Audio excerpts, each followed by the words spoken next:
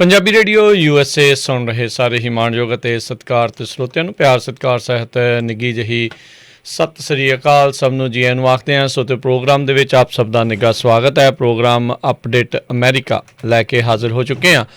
Update America ਤੁਹਾਡੇ ਲਈ ਜਿਹੜਾ ਜੀ ਸੋਮਵਾਰ ਤੋਂ ਸ਼ਨੀਚਰਵਾਰ ਤੱਕ ਇਹ ਪ੍ਰੋਗਰਾਮ ਜਿਹੜਾ ਉਹ ਲੈ ਕੇ ਹਾਜ਼ਰ ਹੋਈਦਾ ਹੈ। ਅਤੇ ਅੱਜ ਦਾ ਜਿਹੜਾ ਵੀਰਵਾਰ ਦਾ ਇਹ ਪ੍ਰੋਗਰਾਮ 1 ਅਪ੍ਰੈਲ ਦਾ ਜਿਹੜਾ ਪ੍ਰੋਗਰਾਮ ਹੈ, ਇਸ ਦੇ ਵਿੱਚ ਆਪਾਂ ਵਿਸ਼ੇਸ਼ ਤੌਰ ਦੇ ਉੱਤੇ ਟਰੱਕਿੰਗ ਬਾਰੇ ਗੱਲਬਾਤ ਕਰਦੇ ਹੁੰਦੇ ਹਾਂ। ਟਰੱਕਿੰਗ ਬਾਰੇ ਗੱਲਬਾਤ ਕਰਨ ਦੇ ਲਈ ਮੇਰੇ ਨਾਲ ਪ੍ਰੋਗਰਾਮ ਦੇ ਵਿੱਚ ਜੁੜ ਚੁੱਕੇ ਹੋਏ ਨੇ ਰਮਨ ਸਿੰਘ ਜੀ। ਰਮਨ ਜੀ, ਜੀ ਆਇਆਂ ਨੂੰ ਸਵਾਗਤ ਹੈ। ਸਤਿ ਸ੍ਰੀ ਅਕਾਲ। ਸਤਿ ਸ਼੍ਰੀ ਅਕਾਲ ਜੀ, ਸਾਰੇ ਸੁਣਨ ਵਾਲਿਆਂ ਨੂੰ ਪਿਆਰ ਭਰੀ ਸਤਿ ਸ਼੍ਰੀ ਅਕਾਲ। ਸਾਡੇ ਅੱਜ ਦੇ ਪ੍ਰੋਗਰਾਮ ਨੂੰ ਸਪਾਂਸਰ ਕਰਦੇ ਨੇ ਖਾਲਸਾ ਇੰਸ਼ੋਰੈਂਸ ਏਜੰਸੀ ਵਾਲੇ, ਜਿਨ੍ਹਾਂ ਦੇ ਕੋਲੋਂ ਤੁਸੀਂ ਹਰ ਇੱਕ ਤਰੀਕੇ ਦੀ ਇੰਸ਼ੋਰੈਂਸ ਕਰਵਾ ਸਕਦੇ ਹੋ। ਇੰਸ਼ੋਰੈਂਸ ਬਾਰੇ ਪਤਾ ਕਰਨ ਲਈ ਕਾਲ ਕਰ ਸਕਦੇ ਹੋ ਨੰਬਰ 408-272-2500 ਦੇ ਉੱਤੇ 4082722500। ਇਸ ਦੇ ਨਾਲ Amarjit Singh Stockton, Manjit Singh, Narinder Kaur Kular, Nachhattar Singh Sangha, Avtar Singh Manzil Clovis, Amarjit Singh Bains, Satnam Singh, Amarjit Singh Dosanjh Yuba City, Harvinder Singh Stockton, Paramjit Singh Deol Fresno, Sucha Singh, Jaskaran Singh, Gurpartap Singh Fresno, Lakhbir Singh Samra Texas, Avtar Singh Rathore ਸਰਜਲ trucking Fresno, Gurmel Singh Balbir Basi Sausalito, Lakhan Singh Harbans Kaur Tung Bakersfield, Gurpal Singh Sandhu ਸਿਟਰੋਸਾਈਡ antelope truck stop Burns ਵਾਇਓਮਿੰਗ, Sucha Singh ਸੈਨ ਹੋਜ਼ੇ, ਜੈਂਡਰ ਮਾਰਗੇਜ ਅਤੇ ਰੀਅਲ ਸਟੇਟ ਵਾਲੇ ਘਰ ਖਰੀਦਣ ਵੇਚਣ ਦੀਆਂ ਸੇਵਾਵਾਂ ਤੁਸੀਂ ਇਹਨਾਂ ਦੇ ਕੋਲੋਂ ਲੈ ਸਕਦੇ ਹੋ। Home loans, commercial loans, agriculture loans ਦੇ ਲਈ ਕਾਲ ਕਰੋ ਮੋਹਨ ਚੀਮਾ ਹੁਣਾਂ ਨੂੰ ਨੰਬਰ 5599052575 559-905-2575। ਅਤੇ ਇਮੀਗ੍ਰੇਸ਼ਨ ਦਾ ਹੋਵੇ ਕਿਸੇ ਵੀ ਤਰੀਕੇ ਦਾ ਕੰਮ ਤਾਂ ਸੰਪਰਕ ਕਰੋ ਇਮੀਗ੍ਰੇਸ਼ਨ ਦੇ ਭਰੋਸੇਯੋਗ ਅਟਰਨੀ ਜੇ ਟੇਰਕੀਆਣਾ ਹੁਣਾਂ ਨੂੰ। ਇਹਨਾਂ ਦਾ ਫੋਨ ਨੰਬਰ 4159090503 ਦੇ ਉੱਤੇ। ਇਹਨਾਂ ਸਾਰਿਆਂ ਦਾ ਅਸੀਂ ਬਹੁਤ ਬਹੁਤ ਧੰਨਵਾਦ ਕਰਦੇ ਹਾਂ। ਜੇਕਰ ਤੁਸੀਂ ਜਾਂ ਕੋਈ ਹੋਰ ਕਾਰੋਬਾਰ ਇਸ ਪ੍ਰੋਗਰਾਮ ਨੂੰ ਸਪਾਂਸਰ ਕਰਨਾ ਚਾਹੁੰਦੇ ਹੋ, ਸੰਪਰਕ ਕਰ ਸਕਦੇ ਹੋ ਨੰਬਰ 4087227698 ਦੇ ਉੱਤੇ। ਅਤੇ ਰਮਨ ਜੀ, ਆਪਾਂ ਟਰੱਕਿੰਗ ਦੇ ਬਾਰੇ ਜਿਹੜੀ ਇਸ ਪ੍ਰੋਗਰਾਮ ਦੇ ਵਿੱਚ ਗੱਲਬਾਤ ਜਿਹੜੀ ਉਹ ਕਰਨੀ ਹੈ, ਅਤੇ ਨਾਲ ਹੀ ਆਪਾਂ ਸਰੋਤਿਆਂ ਨੂੰ ਬੇਨਤੀ ਕਰਦੇ ਹਾਂ ਸਰੋਤਿਓ, ਜੇਕਰ ਤੁਸੀਂ ਵੀ ਇਸ ਪ੍ਰੋਗਰਾਮ ਦੇ ਵਿੱਚ ਆਪਣੇ ਵਿਚਾਰ ਜਾਂ ਟਰੱਕਿੰਗ ਦੇ ਬਾਬਤ ਕੋਈ ਸਵਾਲ ਪੁੱਛਣਾ ਚਾਹੁੰਦੇ ਹੋਵੋ ਤਾਂ ਕਾਲ ਕਰ ਸਕਦੇ ਹੋ ਸਟੂਡੀਓ ਦੇ ਵਿੱਚ। ਸਟੂਡੀਓ 'ਚ ਕਾਲ ਕਰਨ ਦੇ ਲਈ ਨੰਬਰ ਹੈ 4082725200 4082725200 ਦੇ ਉੱਤੇ। ਅਤੇ ਰਮਨ ਜੀ, ਗੱਲਬਾਤ ਦੀ ਸ਼ੁਰੂਆਤ ਜਿਹੜੀ ਆਪਾਂ ਉੱਥੋਂ ਹੀ ਕਰਦੇ ਹਾਂ ਜੀ। ਸਪੌਟ ਰੇਟਸ ਪਿਛਲੇ ਵੀਕ ਦੇ ਵਿੱਚ ਉਸ ਦੇ ਨਾਲੋਂ ਕੀ ਫਰਕ ਰਿਹਾ ਜਾਂ ਉੱਥੇ ਕੀ ਰਹੇ? ਬਿਲਕੁਲ ਰਾਜਕਰਨ, ਜਿਹੜੀ ਮਾਰਕੀਟ ਹੈਗੀ ਆ ਇਸ ਵੇਲੇ ਬਿਲਕੁਲ ਜਿਹੜੀ ਕਹਿ ਲਓ ਵੀ ਨੋਰਮਲ ਹੋਈ ਪਈ ਹੈ, ਕਿ ਜਿਹਦੇ ਵਿੱਚ ਰੇਟਸ ਵਗੈਰਾ ਜਿਹੜੇ ਹੈਗੇ ਆ ਦੋਨੋਂ ਸਾਈਡ ਦੇ ਅਜੇ ਵੀ ਜਿਹੜੇ ਬੈਕ ਹਾਲ ਹੈਗੇ ਆ ਸਟਿਲ ਸਟਰੋਂਗ ਚੱਲ ਰਿਹਾ ਹੈਗਾ। ਬੈਕ ਹਾਲ ਸਟਿਲ ਉਹ ਵਧੀਆ ਹੈਗਾ। ਜਿਹੜਾ ਇੱਧਰੋਂ ਆਪਣਾ ਕੈਲੀਫੋਰਨੀਆ ਤੋਂ ਪ੍ਰੋਡਿਊਸ ਮਾਰਕੀਟ ਹੈਗੀ ਉਹ ਥੋੜ੍ਹੀ ਜਿਹੀ ਸਟੇਬਲ ਹੋਈ ਹੈਗੀ ਆ, ਪਰ ਡਿਪੈਂਡ ਕਰ ਰਿਹਾ ਕਿ ਸਟਿਲ ਕਿਉਂਕਿ ਹੁਣ ਜਿਹੜਾ ਪਿਛਲਾ ਜਿਹੜਾ ਕੰਮ ਸੀਗਾ, ਜਿਹੜੇ ਪਿਛਲੇ ਰੇਟਸ ਹਾਈਕ ਸੀਗੇ ਉਹ ਸਾਰੇ ਜਿਹੜੇ ਆ ਉਹ ਉਸ ਕੰਮ ਦੇ ਸੀਗੇ, ਕਿਉਂਕਿ ਇੱਕ ਤੂਫਾਨ ਆਇਆ ਸੀਗਾ, ਫਰੀਜ਼ ਹੋ ਗਈ ਸੀਗੀ, ਤੇ ਕੁਛ ਇੱਕ ਹੋਰ ਪ੍ਰੋਬਲਮਸ ਜਿਹੜੀਆਂ ਖੜੀਆਂ ਹੋਈਆਂ ਸੀਗੀਆਂ ਉਹਨਾਂ ਕਰਕੇ ਜਿਹੜਾ ਕਿ ਰੇਟ ਹਾਈਕ ਇੰਨੇ ਚੱਲੇ ਜਿਹੜੇ ਫਰਵਰੀ ਦੇ ਵਿੱਚ, ਜਨਵਰੀ ਫਰਵਰੀ ਦੇ ਵਿੱਚ ਆ। ਜਿਹੜਾ ਮਾਰਚ ਦਾ ਮਹੀਨਾ ਆ ਥੋੜ੍ਹਾ ਜਿਹਾ ਸਟੇਬਲ ਹੋਇਆ ਹੈਗਾ। ਹੁਣ ਜਿਹੜਾ ਇਸ਼ੂ ਆ ਕਿ ਅਗਲਾ ਆਉਣ ਵਾਲਾ ਜਿਹੜਾ ਸਮਾਂ ਆ ਉਹ ਸੀਜ਼ਨ ਦੀ ਸਟਾਰਟਿੰਗ ਹੈਗੀ ਆ। ਸੋ ਸੀਜ਼ਨ ਦੀ ਸਟਾਰਟ ਦੇ ਵਿੱਚ ਯੂਜ਼ਲੀ ਜਿਹੜਾ ਇੱਧਰੋਂ ਕੈਲੀਫੋਰਨੀਆ ਤੋਂ ਪ੍ਰੋਡਿਊਸ ਹੁੰਦਾ ਆ ਆਪਣਾ ਸਲੀਨਸ, ਜਿਹੜਾ ਇਹ ਆਪਣਾ ਵੈਸਟ ਕੋਸਟ ਹੈਗਾ, ਇਹ ਸ਼ੁਰੂ ਹੋ ਜਾਂਦਾ ਆ, ਜਲਦੀ ਹੀ ਸ਼ੁਰੂ ਹੋ ਜਾਣ ਵਾਲਾ ਆ। ਅਤੇ ਸੋ ਉਹਦੇ ਨਾਲ ਫਿਰ ਥੋੜ੍ਹੀ ਜਿਹੀ ਮਾਰਕੀਟ ਜਿਹੜੀ ਆ ਉਹ ਸਟਰੋਂਗ ਹੋਣੀ ਸ਼ੁਰੂ ਹੋ ਜਾਂਦੀ ਆ, ਪਰ ਅਜੇ ਸਟਿਲ ਸਟੇਬਲ ਹੈਗੀ ਆ। ਬੈਕ ਹਾਲ ਸਟਿਲ ਸਟਰੋਂਗ ਹੈਗੀ ਆ। ਦੇਖੋ ਕਿੰਨੀ ਕੁ ਦੇਰ ਤੱਕ ਸਟਰੋਂਗ ਰਹਿੰਦੀ ਹੈ, ਕਿ ਯੂਜ਼ਲੀ ਇਹ ਹੁੰਦਾ ਹੈ ਕਿ ਜਦੋਂ ਇੱਕ ਸਾਈਡ ਤੋਂ ਮਾਰਕੀਟ ਸਟਰੋਂਗ ਹੋ ਜਾਂਦੀ ਹੈ ਜਾਂ ਜਿਹੜੀ ਆਊਟਬਾਊਂਡ ਇੱਧਰੋਂ ਕੈਲੀਫੋਰਨੀਆ ਤੋਂ ਸਟਰੋਂਗ ਹੋ ਜਾਂਦਾ, ਫਿਰ ਇਨਬਾਊਂਡ ਜਿਹੜਾ ਉਹ ਥੋੜ੍ਹਾ ਚੀਪ ਹੋ ਜਾਂਦਾ।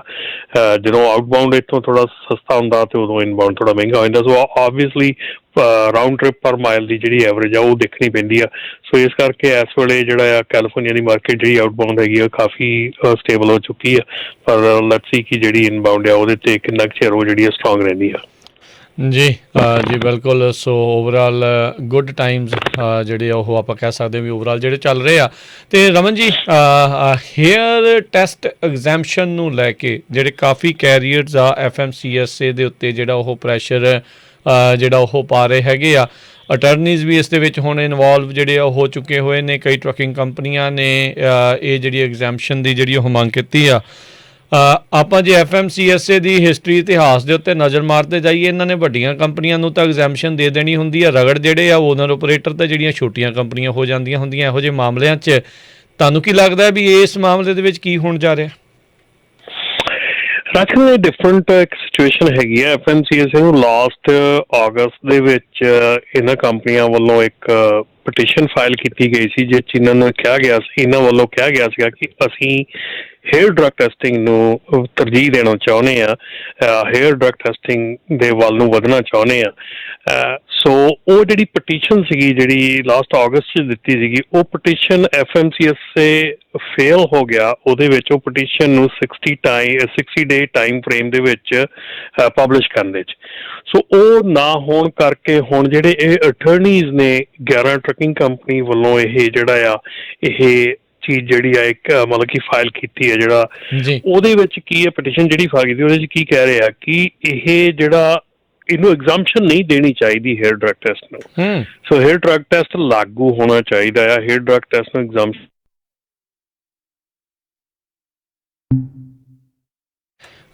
ਜੀ ਮਾਫੀ ਚਾਹੁੰਦੇ ਹਾਂ, ਲਾਈਨ ਜਿਹੜੀ ਆ ਉਹ ਡਰੋਪ ਹੋ ਗਈ ਆ, ਅਤੇ ਸਰੋਤਿਓ ਇੱਦਾਂ ਹੀ ਜੁੜੇ ਰਹੋ, ਆਪਾਂ ਗੱਲਬਾਤ ਨੂੰ ਕੰਟੀਨਿਊ ਰੱਖਾਂਗੇ।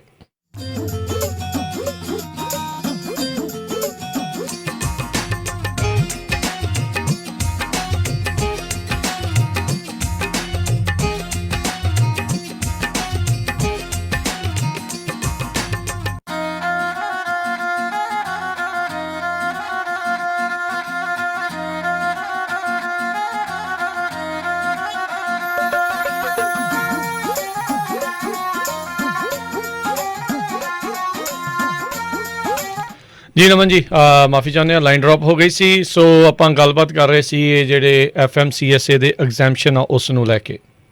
ਹਾਂਜੀ, ਤੇ ਸੋ ਇਹ ਜਿਹੜੇ ਹੁਣ 11 ਟਰੱਕਿੰਗ ਕੰਪਨੀਆਂ ਹੈਗੀਆਂ, ਜਿਨ੍ਹਾਂ ਦੇ ਵਿੱਚ ਮੇਜਰ ਹੈਗੀ JB ਹੰਟ ਹੈਗੀ ਆ, US ਐਕਸਪ੍ਰੈਸ ਹੈਗੀ ਆ, ਨਾਈਟ ਸਵਿਫਟ ਟਰਾਂਸਪੋਰਟ ਹੈਗੀ ਆ, ਸ਼ਨਾਈਡਰ ਨੈਸ਼ਨਲ ਹੈਗੀ ਆ, ਇਹਨਾਂ ਕੰਪਨੀਜ਼ ਨੇ ਹੁਣ ਇੱਕ ਪਟੀਸ਼ਨ ਫਾਈਲ ਕੀਤੀ ਜਿਹਦੇ ਵਿੱਚ ਇਹ ਮੰਗ ਕਰ ਰਹੇ ਆ ਕਿ ਇਸ ਚੀਜ਼ ਨੂੰ ਐਗਜ਼ੈਂਪਸ਼ਨ ਨਹੀਂ ਦੇਣੀ ਚਾਹੀਦੀ ਕਿਸੇ ਨੂੰ ਵੀ, ਕਿ ਇਹ ਜਿਹੜਾ ਡਰੱਗ ਟੈਸਟਿੰਗ ਹੈਗੀ ਆ ਇਹਨੂੰ ਲਾਗੂ ਕਰਨਾ ਚਾਹੀਦਾ। ਇੱਕ ਚੀਜ਼ ਯਾਦ ਰੱਖਿਓ ਆਪਣਾ ਰਾਜਕਰਨ, ਕਿ ਜਿਹੜੀਆਂ ਇਹ ਕੰਪਨੀਆਂ ਹੈਗੀਆਂ ਇਹਨਾਂ 'ਚੋਂ ਕਾਫੀ ਕੰਪਨੀਆਂ ਜਿਹੜੀਆਂ ਹੈਗੀਆਂ ਪਿਛਲੇ 10 ਸਾਲਾਂ ਤੋਂ ਆਲਮੋਸਟ ਜਿਹੜਾ ਹੇਅਰ ਡਰੱਗ ਟੈਸਟਿੰਗ ਦਾ ਆਪਣੇ ਤੌਰ ਦੇ ਉੱਤੇ ਇਹ ਹੇਅਰ ਡਰੱਗ ਟੈਸਟਿੰਗ ਕਰ ਰਹੀਆਂ। ਸੋ ਇਹਦਾ ਮਤਲਬ ਇਹ ਨਹੀਂ ਕਿ ਇਹ ਕੰਪਨੀਆਂ ਕੋਈ ਨਵੀਆਂ ਆ ਰਹੀਆਂ ਇਹਦੇ ਵਿੱਚ। ਇਹਨਾਂ ਕੰਪਨੀਜ਼ ਨੇ ਆਲਰੇਡੀ ਜਿਹੜਾ ਇਹ ਸਿਸਟਮ ਹੈਗਾ ਇਹ ਆਲਰੇਡੀ ਅਡੋਪਟ ਕੀਤਾ ਹੋਇਆ ਔਰ ਚਲਾਇਆ ਜਾ ਰਿਹਾ। ਸੋ ਇਹਨਾਂ ਕੰਪਨੀਆਂ ਵੱਲੋਂ ਇੱਕ ਚੀਜ਼ ਇਹ ਤਾਂ ਕਰਕੇ ਵੀ ਪ੍ਰੈਸ਼ਰ ਕੀਤੀ ਜਾ ਰਹੀ ਆ ਕਿ ਹੋਰ ਬਾਕੀ ਜਿਹੜੇ ਕੰਪਨੀਜ਼ ਹੈਗੀਆਂ, ਛੋਟੇ ਲੈਵਲ 'ਤੇ ਜਿਹੜੀਆਂ ਕੰਪਨੀਜ਼ ਹੈਗੀਆਂ, ਉਹਨਾਂ ਦੇ ਜਿਹੜੇ ਲੂਪ ਹੋਲਸ ਹੈਗੇ ਆ ਉਹ ਬੰਦ ਕੀਤੇ ਜਾਣ। ਕਿਉਂਕਿ ਯਾਦ ਕਰਾ ਦਈਏ ਸੁਣਨ ਵਾਲਿਆਂ ਨੂੰ ਕਿ ਜਿਹੜਾ ਯੂਰਿਨ ਡਰੱਗ ਟੈਸਟ ਹੈਗਾ ਉਹਦੇ ਵਿੱਚ ਅਬਾਊਟ 72 ਆਵਰਸ ਤੋਂ ਬਾਅਦ ਜਿਹੜਾ ਯੂਰਿਨ ਦੇ ਵਿੱਚ ਡਰੱਗ ਦਾ ਜਿਹੜਾ ਮਿਲਾਵਟ ਹੈਗੀ ਆ ਉਹ ਬਿਲਕੁਲ ਘਟਣੀ ਸ਼ੁਰੂ ਹੋ ਜਾਂਦੀ ਆ, ਕਾਫੀ ਜਲਦੀ ਘਟਣੀ ਸ਼ੁਰੂ ਹੋ ਜਾਂਦੀ ਆ ਜੇ ਤੁਸੀਂ ਰੈਗੂਲਰਲੀ ਉਹਨੂੰ ਜਿੱਦਾਂ ਉਹਦੇ ਕੋਈ ਮਤਲਬ ਕਿ ਕਰਦੇ ਹੈਗੇ ਉਹਦੇ ਪਰਹੇਜ਼ ਕਰਦੇ ਆ। ਪਰ ਉਹਦੇ ਜਿਹੜਾ ਦੂਜੇ ਪਾਸੇ ਹੇਅਰ ਡਰੱਗ ਟੈਸਟਿੰਗ ਹੈਗੀ ਆ, ਵਾਲਾਂ ਦੇ ਵਿੱਚ ਡਰੱਗ ਜਿਹੜਾ 45 ਡੇਜ਼ ਤੱਕ ਰਹਿੰਦਾ ਆ। ਸੋ ਇਸ ਕਰਕੇ ਜਿਹੜਾ ਹੇਅਰ ਡਰੱਗ ਟੈਸਟਿੰਗ ਆ ਇਹਨੂੰ ਕਾਫੀ ਤਰਜੀਹ ਦਿੱਤੀ ਜਾ ਰਹੀ ਹੈ, ਕਿਉਂਕਿ ਇਹਨਾਂ ਨੇ ਇਹ ਕਿਹਾ ਕਿ ਇਹ ਸੇਫਟੀ ਰਿਸਕ ਹੈਗਾ ਜੇ ਇਹਨੂੰ ਐਗਜ਼ੈਂਪਟ ਕੀਤਾ ਜਾਵੇ ਕਿਸੇ ਨੂੰ, ਜਾਂ ਕਿਸੇ ਨੂੰ ਇਸ ਚੋਂ ਨਾ ਮੰਨਿਆ ਜਾਵੇ, ਨਾ ਇਹਦੇ ਵਿੱਚ ਰੱਖਿਆ ਜਾਵੇ, ਐਗਜ਼ੈਂਪਟ ਕਰ ਦਿੱਤਾ ਜਾਵੇ ਵੀ ਉਹ ਯੂਰਿਨ ਟੈਸਟ ਕਰਾ ਸਕਦੇ ਆ। ਸੋ ਕਾਫੀ ਇਹਨਾਂ ਨੇ ਆਪਣੇ ਕਾਫੀ ਹੱਦ ਤੱਕ ਕਾਫੀ ਚੀਜ਼ਾਂ ਜਿਹੜੀਆਂ ਰੱਖੀਆਂ ਹੈਗੀਆਂ ਕਿ ਉਹਨਾਂ ਨੇ ਇਹ ਕਿਹਾ ਕਿ ਜਿਹੜੇ ਐਨੂਅਲ ਰੈਂਡਮ ਡਰੱਗ ਟੈਸਟ ਹੈਗਾ ਆ, ਐਨੂਅਲ ਰੈਂਡਮ ਡਰੱਗ ਟੈਸਟ ਜਿਹੜਾ ਹੈਗਾ, ਇੱਕ ਤਾਂ ਉਹ ਕਹਿੰਦੇ ਕਿ ਸਾਨੂੰ ਪਰਮਿਸ਼ਨ ਦਿੱਤੀ ਜਾਵੇ ਵੀ ਅਸੀਂ ਉਹਦੇ ਲਈ ਹੇਅਰ ਡਰੱਗ ਟੈਸਟਿੰਗ ਜਿਹੜੀ ਆ ਯੂਜ਼ ਕਰ ਸਕਦੇ ਹਾਂ। ਇੱਕ ਪ੍ਰੀ ਇੰਪਲੋਇਮੈਂਟ ਤੋਂ ਪਹਿਲਾਂ ਜਿਹੜਾ ਡਰੱਗ ਟੈਸਟ ਹੁੰਦਾ ਆ, ਇੰਪਲੋਇਮੈਂਟ ਤੋਂ ਪਹਿਲਾਂ ਡਰੱਗ ਟੈਸਟ ਆ, ਉਹ ਵੀ ਹੇਅਰ ਡਰੱਗ ਟੈਸਟਿੰਗ ਤੇ ਉਹਨਾਂ ਨੇ ਮੰਗ ਕੀਤੀ ਆ। ਜਦ ਕਿ ਹੇਅਰ ਡਰੱਗ ਟੈਸਟਿੰਗ ਕਰਨ ਵਾਸਤੇ ਤੁਹਾਡੀ ਜਿਹੜੀ ਕਾਸਟ ਹੈਗੀ ਆ ਉਹ $100 ਪ੍ਰਤੀ ਡਰਾਈਵਰ ਦੀ ਹੈਗੀ ਆ, ਉਹਦੇ ਕੰਪੈਰੇਟਿਵਲੀ ਜਿਹੜਾ ਯੂਰਿਨ ਡਰੱਗ ਟੈਸਟ ਹੈਗਾ ਉਹਦੀ $45 ਕਾਸਟ ਹੈਗੀ ਆ। ਸੋ ਕਾਸਟ ਦਾ ਵੀ ਕਾਫੀ ਜ਼ਿਆਦਾ ਫਰਕ ਹੈਗਾ, ਪਰ ਫਿਰ ਵੀ ਇਹਨਾਂ ਕੰਪਨੀਆਂ ਵੱਲੋਂ ਇਹ ਕਿਹਾ ਜਾ ਰਿਹਾ ਕਿ ਜਿਹੜਾ ਇਹ ਸੇਫਟੀ ਨੂੰ ਮੱਦੇ ਨਜ਼ਰ ਰੱਖ ਕੇ ਕਿ ਕੋਈ ਵੀ ਜਿਹੜਾ ਡਰਾਈਵਰ ਹੈਗਾ ਜਿਹੜਾ ਕਿ ਡਰੱਗ ਕਰਦਾ ਹੈਗਾ ਉਹਦੇ ਹੱਥ 'ਚ ਟਰੱਕ ਦਾ ਸਟੀਅਰਿੰਗ ਵੀਲ ਨਹੀਂ ਆਉਣਾ ਚਾਹੀਦਾ। ਉਹਦੇ ਲਈ ਇਹ ਜਿਹੜੀ ਸਖਤੀ ਇਹ ਕਰਨ ਦੀ ਲੋੜ ਹੈਗੀ ਹੈ। ਅਤੇ ਨਾਲ ਦੇ ਨਾਲ ਪਲੱਸ ਇਹ ਵੀ ਗੱਲ ਕੀਤੀ ਆ ਕਿ ਇਹ ਸਾਰੇ ਜਿਹੜੇ ਪੋਜ਼ੀਟਿਵ ਟੈਸਟ ਰਿਜ਼ਲਟ ਆਉਣ ਇਹਨਾਂ 'ਚੋਂ ਉਹਨਾਂ ਨੂੰ ਉਹ drug and alcohol clearing house ਦੇ ਵਿੱਚ ਵੀ ਦਰਜ ਕਰਨ ਦੀ ਜਿਹੜੀ ਇਜਾਜ਼ਤ ਦਿੱਤੀ ਹੈ, ਜਿਹੜੇ ਪ੍ਰੀ ਇੰਪਲੋਇਮੈਂਟ ਟੈਸਟ ਹੈਗੇ ਆ। ਸੋ ਇਹ ਕਾਫੀ ਇੰਪੋਰਟੈਂਟ ਹੈਗੀ ਆ ਚੀਜ਼, ਜਿਹੜੇ ਹਿਸਾਬ ਦੇ ਨਾਲ ਇਹਨੂੰ ਹੁਣ ਪ੍ਰੈਜ਼ੈਂਟ ਕੀਤਾ ਗਿਆ ਆ। ਕਾਫੀ ਜਿਹੜੇ ਗਰੁੱਪ ਹੈਗੇ ਸੀਗੇ ਉਹਨਾਂ ਨੇ ਐਗਜ਼ਾਮਸ਼ਨ 2017 ਦੇ ਵਿੱਚ ਕੀਤਾ ਸੀਗਾ ਕਿ ਸਾਨੂੰ ਐਗਜ਼ਾਮਟ ਕੀਤਾ ਜਾਵੇ, ਪਰ ਅਜੇ ਜਿਹੜੀ ਆ ਉਹਦੇ ਉੱਤੇ ਕੋਈ ਮਤਲਬ ਕਿ ਗੱਲਬਾਤ ਨਹੀਂ ਸੀ ਹੋਈ। ਇਸ ਕਰਕੇ ਇਹ ਜਿਹੜਾ ਕੇਸ ਹੈਗਾ ਆ, ਇਹ ਜਿਹੜੀ ਪਟੀਸ਼ਨ ਹੈਗੀ ਆ, ਇਹ ਉੱਭਰ ਕੇ ਫਿਰ ਸਾਹਮਣੇ ਆਈ ਆ। ਜੀ ਜੀ ਬਿਲਕੁਲ। ਸੋ ਕਾਫੀ ਕੁਛ ਪੇਚੀਦਗੀਆਂ ਜਿਹੜੀਆਂ ਇਹੋ ਜਿਹੇ ਮਾਮਲਿਆਂ ਦੇ ਵਿੱਚ ਜਿਹੜੀਆਂ ਉਹ ਰਹਿੰਦੀਆਂ ਆ। ਸੋ ਜਿੱਦਾਂ ਆਪਾਂ ਪਹਿਲੋਂ ਵੀ ਜਿਹੜੀ ਉਹ ਗੱਲ ਕੀਤੀ ਆ। ਅਤੇ ਰਮਨ ਜੀ, ਕੱਲ੍ਹ ਪ੍ਰੈਜ਼ੀਡੈਂਟ ਬਾਈਡਨ ਹੋਣਾ ਨੇ ਆਪਣਾ ਬੜਾ ਹੀ ਕਹਿ ਲਓ ਵੀ ਉਹਨਾਂ ਦਾ ਇੱਕ ਹਿਸਾਬ ਨਾਲ ਸੁਪਨਾ ਆ ਜਿਹੜਾ ਇਨਫਰਾਸਟਰਕਚਰ ਬਿੱਲ ਦੀ ਗੱਲ ਕਰ ਰਹੇ ਆ, $2.5 ਟ੍ਰਿਲੀਅਨ ਦਾ, ਜਿਹਦੇ ਵਿੱਚ ਹਾਈਵੇਜ਼, ਬ੍ਰਿਜਿਜ਼, ਉਹਨਾਂ ਦਾ ਜਿਹੜਾ ਜੀ ਇੱਕ ਹਿਸਾਬ ਦੇ ਨਾਲ ਨੁਹਾਰ ਬਦਲਣ ਦੀ ਉਹਨਾਂ ਨੇ ਜਿਹੜੀ ਉਹ ਗੱਲ ਆਖੀ ਆ ਵੀ ਅਸੀਂ ਆਹ ਵੀ ਕਰ ਦੇਣਾ, ਉਹ ਵੀ ਕਰ ਦੇਣਾ ਆ। ਓਵਰਆਲ ਕੀ ਟਰੱਕਿੰਗ ਇੰਡਸਟਰੀ ਦੇ ਵਿੱਚ ਇਸ ਨੂੰ ਲੈ ਕੇ ਆ, ਕਿਉਂਕਿ ਇੱਦਾਂ ਦੀਆਂ ਚਰਚਾਵਾਂ ਇਨਫਰਾਸਟਰਕਚਰ ਬਿੱਲ ਦੀਆਂ ਪਿਛਲੇ ਕਈ ਪ੍ਰਸ਼ਾਸਨਾਂ ਦੇ ਵਿੱਚ ਆਪਾਂ ਨੂੰ ਸੁਣਨ ਨੂੰ ਮਿਲਦੀਆਂ ਆ ਰਹੀਆਂ ਆ। ਕੀ ਇਸ ਵਾਰ ਕੋਈ ਉਮੀਦ ਹੈਗੀ ਆ ਵੀ ਇਹ ਕੁਛ ਅੱਗੇ ਨੂੰ ਵੱਧ ਸਕੂਗਾ? ਰਾਜਕਰਨ, ਮੇਰੇ ਇੱਕ ਕਰਨ ਦੀ ਗੱਲ ਹੈਗੀ ਹੈ ਕਿ ਦੇਖੋ ਜਿਹੜਾ ਇਨਫਰਾਸਟਰਕਚਰ ਹੈਗਾ ਉਹਨੂੰ ਸਾਡੇ ਅਮਰੀਕਾ ਦਾ ਜਿਹੜਾ ਇਨਫਰਾਸਟਰਕਚਰ ਹੈਗਾ ਇਸ ਵੇਲੇ ਬਹੁਤ ਜ਼ਿਆਦਾ ਲੋੜ ਹੈਗੀ ਉਹਨੂੰ ਧਿਆਨ ਦੇਣ ਦੀ। ਪਹਿਲੀ ਗੱਲ ਠੀਕ ਆ, ਇਹ ਜਿਹੜੀ ਬਿੱਲਸ ਆਉਂਦੇ ਹੈਗੇ ਆ ਇਨਫਰਾਸਟਰਕਚਰ ਦੇ, ਮੋਸਟਲੀ ਜਿੰਨੇ ਵੀ ਪ੍ਰਸ਼ਾਸਨ ਪਹਿਲਾਂ ਆਏ ਹੈਗੇ ਇਨਫਰਾਸਟਰਕਚਰ ਦੇ ਬਿੱਲ ਆਉਂਦੇ ਰਹਿੰਦੇ ਆ, ਪਾਸ ਹੁੰਦੇ ਰਹਿੰਦੇ ਆ, ਪਰ ਉਹਨਾਂ ਦੇ ਵਿੱਚ ਇਹ ਬਹੁਤ ਜ਼ਿਆਦੀਆਂ ਅੜਚਣਾਂ, ਬਹੁਤ ਜ਼ਿਆਦੀਆਂ ਘੁੰਡੀਆਂ ਹੁੰਦੀਆਂ। ਕੋਈ ਕਿਸੇ ਪਾਸੇ ਪੈਸਾ ਵਰਤਿਆ ਜਾ ਰਿਹਾ, ਕੋਈ ਕਿਸੇ ਪਾਸੇ ਵਰਤਿਆ ਜਾ ਰਿਹਾ, ਪਰ ਐਕਚੁਅਲ ਦੇ ਵਿੱਚ ਇਨਫਰਾਸਟਰਕਚਰ ਦੇ ਉੱਤੇ ਪੈਸਾ ਨਹੀਂ ਲੱਗਦਾ, ਕਿਉਂਕਿ ਉਹਦੇ ਵਿੱਚ ਹਰ ਇੱਕ ਜਿਹੜੀਆਂ ਘੁੰਡੀਆਂ ਹੁੰਦੀਆਂ ਨਾ, ਜਿਹੜੇ ਇਹ ਆਪਣੇ ਹੈਗੇ ਆ ਪੋਲੀਟੀਸ਼ੀਅਨ ਹੈਗੇ ਆ, ਇਹਨਾਂ ਨੇ ਬੜਾ ਕੁਛ ਵਿੱਚ ਉਹਦੇ ਹੋਰ ਪਾਇਆ ਹੁੰਦਾ। ਇਨਫਰਾਸਟਰਕਚਰ ਬਿੱਲ ਦੇ ਵਿੱਚ ਇੰਨਾ ਕੁ ਕੁਛ ਆ ਕਿ ਜਿਹੜਾ ਕੋਈ ਹਿਸਾਬ ਨਹੀਂ ਗਾ। ਔਰ ਇਹ ਤੇ ਬਿਲਕੁਲ ਹੀ ਬਹੁਤ ਜ਼ਿਆਦਾ ਵੱਡਾ ਹੈ ਕਿ ਇਹਨਾਂ ਨੇ ਪ੍ਰੈਜ਼ੈਂਟ ਕੀਤਾ ਹੈਗਾ ਬਿੱਲ, ਜਿਹਨੂੰ ਕਿ ਅਜੇ ਮੇਰੇ ਖਿਆਲ ਸਟੱਡੀ ਕਰਨ ਨੂੰ ਵੀ ਸ਼ਾਇਦ ਟਾਈਮ ਲੱਗੂਗਾ ਚੰਗਾ ਕਿ ਇਹਦੇ ਵਿੱਚ ਹੈ ਕੀ ਆ। ਪਰ ਡੈਫੀਨੇਟਲੀ ਇਹ ਬਿਲਕੁਲ ਸਹੀ ਗੱਲ ਕਹੀ ਹੈ ਤੁਸੀਂ ਕਿ ਗੱਲ ਤਾਂ ਹਰ ਇੱਕ ਪ੍ਰਸ਼ਾਸਨ ਕਰਦਾ ਵੀ ਆਹ ਕਰ ਦੇਂਗੇ, ਆਹ ਕਰ ਦੇਂਗੇ, ਆਹ ਕਰ ਦੇਂਗੇ, ਪਰ ਜੇ ਦੇਖਿਆ ਜਾਵੇ ਤੇ ਮੇਰੇ ਖਿਆਲ ਦੇ ਵਿੱਚ ਇਨਫਰਾਸਟਰਕਚਰ ਦੇ ਉੱਤੇ ਧਿਆਨ ਪਿਛਲੇ ਕਿਸੇ ਵੀ ਸਰਕਾਰ ਦਾ ਪੂਰਾ ਨਹੀਂ ਗਿਆ, ਕਿਉਂਕਿ ਜਿਹੜੀਆਂ ਐਸੇ ਹਾਲਾਤ ਇਸ ਵੇਲੇ ਸੜਕਾਂ ਦੇ ਆ ਜਾਂ ਬ੍ਰਿਜਿਸ ਦੇ ਹੈਗੇ ਆ, ਉਹ ਜੇ ਇਹ ਸਾਰੀਆਂ ਗਵਰਨਮੈਂਟ ਜਿਹੜੀਆਂ ਆ ਜਿੰਨਾ ਇਹ ਰੌਲਾ ਪਾਉਂਦੀਆਂ ਰਹੀਆਂ, ਜੇ ਉਹਨਾਂ ਕਿਤੇ ਧਿਆਨ ਦਿੱਤਾ ਹੁੰਦਾ ਤਾਂ ਸ਼ਾਇਦ ਮੇਰੇ ਖਿਆਲ ਸੜਕਾਂ ਬ੍ਰਿਜਾਂ ਦਾ ਇੰਨਾ ਬੁਰਾ ਹਾਲ ਜਾਂ ਹੋਰ ਕਈ ਸਰਵਿਸਿਜ਼ ਦਾ ਇੰਨਾ ਬੁਰਾ ਹਾਲ ਨਹੀਂ ਸੀ ਹੋਣਾ। ਜੀ, ਅਤੇ ਆਪਾਂ ਆਪਣੇ ਸਰੋਤਿਆਂ ਨੂੰ ਵੀ ਬੇਨਤੀ ਕਰਦੇ ਹਾਂ, ਸਰੋਤਿਓ ਤੁਸੀਂ ਵੀ ਆਪਣੇ ਵਿਚਾਰ ਸਾਂਝੇ ਕਰ ਸਕਦੇ ਹੋ ਟਰੱਕਿੰਗ ਦੇ ਨਾਲ ਸੰਬੰਧਿਤ। ਜੇਕਰ ਤੁਹਾਡਾ ਕੋਈ ਸਵਾਲ ਹੈਗਾ ਆ ਉਸ ਦੇ ਲਈ ਤੁਸੀਂ ਜਿਹੜਾ ਜੀ ਕਾਲ ਕਰ ਸਕਦੇ ਹੋ ਸਟੂਡੀਓ ਦੇ ਵਿੱਚ। ਫ਼ੋਨ ਨੰਬਰ ਹੈ 408 272 5200 4082725200। ਇਸ ਨੰਬਰ ਦੇ ਉੱਤੇ ਕਾਲ ਕਰਕੇ ਤੁਸੀਂ ਜੀ ਆਪਣਾ ਜਿਹੜਾ ਸਵਾਲ ਉਹ ਵੀ ਪੁੱਛ ਸਕਦੇ ਹੋ। ਇਨਫਰਾਸਟਰਕਚਰ ਬਿੱਲ ਤੋਂ ਤੁਹਾਨੂੰ ਕੀ ਉਮੀਦਾਂ ਨੇ, ਤੁਹਾਡੇ ਕੀ ਜਿਹੜੇ ਉਹ ਵਿਚਾਰ ਹੈਗੇ ਉਹ ਵੀ ਜ਼ਰੂਰ ਜਿਹੜਾ ਰੱਖੋ। ਇਹ ਇਸ ਲਈ ਜਿਹੜਾ ਰਮਨ ਸਿੰਘ ਜੀ ਆਪਾਂ ਗੱਲ ਕਰ ਰਹੇ ਹਾਂ ਕਿਉਂਕਿ ਅਜੇ ਦੇਖੋ ਇਹ ਪਾਸ ਨਹੀਂ ਹੋਇਆ, ਅਜੇ ਲਾਅ ਮੇਕਰਸ ਦੇ ਕੋਲ ਇਸ ਨੇ ਆਉਣਾ ਆ। ਜਿਹੜਾ ਕੱਲ੍ਹ ਮੈਂ ਰਿਪੋਰਟ ਪੜ੍ਹ ਰਿਹਾ ਸੀ, ਕਹਿੰਦੇ ਵੀ ਜੇ ਇਹ ਪਾਸ ਵੀ ਹੁੰਦਾ ਹੈ ਤਾਂ 6 ਮਹੀਨੇ ਦਾ ਵਕਫਾ ਜਿਹੜਾ ਇਸ ਨੂੰ ਘੱਟੋ ਘੱਟ ਜਿਹੜਾ ਉਹ ਲੱਗ ਜਾਣਾ ਹੈ ਜੇ ਪਾਸ ਹੁੰਦਾ ਆ। ਅਜੇ ਨਾਲੇ ਇਹਦੇ ਵਿੱਚ ਕੋਈ ਗਰੰਟੀ ਨਹੀਂ ਹੈ ਵੀ ਇਹ ਪਾਸ ਹੋਊਗਾ। ਤੁਹਾਡੇ ਕੀ ਰਾਏ ਆ, ਕਿੱਥੇ ਕਿੱਥੇ ਇਨਫਰਾਸਟਰਕਚਰ ਦੀ ਇਹ ਜਿਹੜੀ ਰਾਸ਼ੀ ਆ ਇਹ ਸਪੈਂਡ ਹੋਵੇ? ਤੁਸੀਂ ਆਪੋ ਆਪਣੇ ਲਾਅ ਮੇਕਰਸ ਨੂੰ ਜਿਹੜੇ ਆ ਉਹ ਦੱਸ ਸਕਦੇ ਆ। ਤੁਸੀਂ ਆਪਣੇ ਸ਼ਹਿਰਾਂ ਦੇ ਉੱਥੋਂ ਦੀਆਂ ਜਿਹੜੀਆਂ ਸਟੇਟਸ ਦੀਆਂ ਜਿਹੜੀਆਂ ਫਰੀਵੇਜ਼ ਉਹਨਾਂ ਦੇ ਹਾਲਾਤ, ਰੈਸਟ ਏਰੀਆਜ਼ ਦੇ ਹਾਲਾਤ ਬੰਬਾਰਡ ਕਰ ਦਿਓ ਆਪਣੇ ਪਾਲਿਸੀ ਮੇਕਰਸ ਨੂੰ, ਲਾਅ ਮੇਕਰਸ ਨੂੰ। ਉਹਨਾਂ ਨੂੰ ਇੰਨੀਆਂ ਕੁ ਜ਼ਿਆਦੀਆਂ ਉਹ ਚੀਜ਼ਾਂ ਦਿਖਾਓ ਵੀ they have to put up with this, ਵੀ ਉਹਨਾਂ ਨੂੰ ਇਹ ਬਾਅਦ ਦੇ ਵਿੱਚ ਦੇਖਣਾ ਪਵੇ, ਤੁਹਾਡੀਆਂ ਜਿਹੜੀਆਂ ਗੱਲਾਂ ਆ ਉਹ ਸੁਣਨੀਆਂ ਪੈਣ। ਇਹ ਇਕੱਲਾ ਟਰੱਕਿੰਗ ਤੱਕ ਸੀਮਿਤ ਨਹੀਂ ਆ।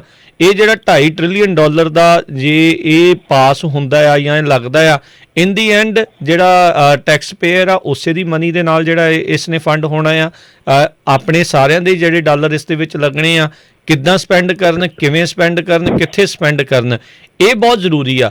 ਇਸ ਲਈ ਤੁਹਾਨੂੰ ਆਪਾਂ ਅਗਾਊਂ ਤੌਰ ਤੋਂ ਜਿਹੜਾ ਉਹ ਕਹਿ ਰਹੇ ਹਾਂ ਵੀ ਆਪਣੇ ਜਿਹੜੇ ਲਾਅ ਮੇਕਰਸ ਆ, ਜਿਹੜੇ ਵੀ ਤੁਸੀਂ ਸੂਬੇ ਦੇ ਵਿੱਚ ਰਹਿੰਦੇ ਆ, ਜਿਹੜੀ ਵੀ ਤੁਹਾਡੀ ਡਿਸਟ੍ਰਿਕਟ ਆ, ਚਾਹੇ ਉਹ ਸਟੇਟ ਲੈਵਲ ਦਾ ਹੈ ਅਤੇ ਚਾਹੇ ਉਹ ਕਾਂਗਰਸ ਦੇ ਵਿੱਚ ਫੈਡਰਲ ਲੈਵਲ ਦਾ ਆ, ਉਹਨਾਂ ਨੂੰ ਆਪਣੀਆਂ ਜਿਹੜੀਆਂ ਮੁਸ਼ਕਲਾਂ ਜਿਹੜੀਆਂ ਹੁਣੇ ਤੋਂ ਹੀ ਦੱਸਣੀਆਂ ਸ਼ੁਰੂ ਕਰ ਦਿਓ, ਤਾਂ ਜੋ ਉਹ ਇਸ ਚੀਜ਼ ਦੇ ਉੱਤੇ ਜਿਹੜੀ ਉਹ ਨਜ਼ਰ ਰੱਖਣ, ਐਟਲੀਸਟ ਆਪਣੀਆਂ ਜਿਹੜੇ ਉਹ ਮਸਲੇ ਜਿਹੜੇ ਉਹ ਹੱਲ ਹੋ ਸਕਣ। ਆਪਾਂ ਲਾਸਟ ਟਾਈਮ ਵੀ ਗੱਲ ਕਰ ਰਹੇ ਸੀ ਵੀ ਜਿਹੜੇ ਮਰਜ਼ੀ ਸ਼ਹਿਰ ਦੇ ਬੰਦੇ ਨੂੰ ਪੁੱਛ ਕੇ ਦੇਖ ਲਓ ਉੱਥੋਂ ਦੀਆਂ ਸੜਕਾਂ ਦੇ ਕੀ ਹਾਲ ਆ, ਸਾਰਿਆਂ ਨੂੰ ਹੀ ਪਤਾ ਆ, ਕੋਈ ਉਸ ਦੇ ਵਿੱਚ ਲੁਕਾਉਣ ਵਾਲੀ ਗੱਲ ਨਹੀਂ ਹੈਗੀ। ਕਹਿੰਦੇ ਤਾਂ ਹੈਗੇ ਇਹਨਾਂ ਨੇ ਇਸ ਬਿੱਲ ਦੇ ਤਹਿਤ ਇੰਨਾ ਕੁਛ ਜਿਹੜਾ ਜੀ ਉਹ ਚੇਂਜ ਕਰਨਾ ਹੈ, ਕਦੋਂ ਤੱਕ ਹੋਊਗਾ ਚੇਂਜ, ਕਿੰਨਾ ਸਮਾਂ ਲਾਉਣਾ ਆ, ਇਹ ਸਾਰੀਆਂ ਚੀਜ਼ਾਂ ਦੇ ਉੱਤੇ ਜਿਹੜਾ ਤੁਹਾਨੂੰ ਜਿਹੜਾ ਹੁਣੇ ਤੋਂ ਹੀ ਪ੍ਰੈਸ਼ਰ ਪਾਉਣ ਦੀ ਜ਼ਰੂਰਤ ਹੈਗੀ ਹੈ। ਜੀ ਰਮਨ ਜੀ। ਜੀ ਬਿਲਕੁਲ ਰਾਜਕਿਰਨ, ਬਿਲਕੁਲ ਸਹੀ ਗੱਲ ਹੈ। ਹੁਣ ਤੋਂ ਧਿਆਨ ਦਿਓ, ਧਿਆਨ ਦੇਣ ਦੀ ਲੋੜ ਆ। ਤੇ ਇਹਦੇ ਨਾਲ ਹੀ ਰਾਜਕਿਰਨ ਮੈਂ ਇੱਕ ਗੱਲ ਹੋਰ ਜਿਹੜੀ ਆਪਾਂ ਲਾਸਟ ਵੀਕ ਕੀਤੀ ਸੀ, ਲੋਨਸ ਦੇ ਬਾਰੇ ਦੇ ਵਿੱਚ ਗੱਲ ਕੀਤੀ ਸੀਗੀ ਕਿ ਲੋਨਸ ਜਿਹੜੇ ਆਪਣੇ ਟਰੱਕਿੰਗ ਦੇ ਵਿੱਚ ਹੈਗੇ ਆ, ਇਸ ਵੇਲੇ ਬਹੁਤ ਡੈਸਪਰੇਟ ਸਿਚੁਏਸ਼ਨ ਦੇ ਵਿੱਚ ਆਪਣੀ ਜਿਹੜੀ ਕਮਿਊਨਿਟੀ ਹੈਗੀ ਆ ਲੋਨਸ ਕਰਵਾ ਰਹੀ ਹੈਗੀ ਆ। ਬਹੁਤ ਹੀ ਜ਼ਿਆਦਾ ਹਾਈ ਰੇਟਸ ਦੇ ਉੱਤੇ ਜਿਹੜੇ ਆ ਲੋਨਸ ਹੋ ਰਹੇ ਹੈਗੇ ਆ, ਔਰ ਇਸ ਵੇਲੇ ਬਹੁਤ ਜ਼ਿਆਦਾ ਸਿਚੁਏਸ਼ਨ ਜਿਹੜੀ ਕੜੀ ਬਣੀ ਆ।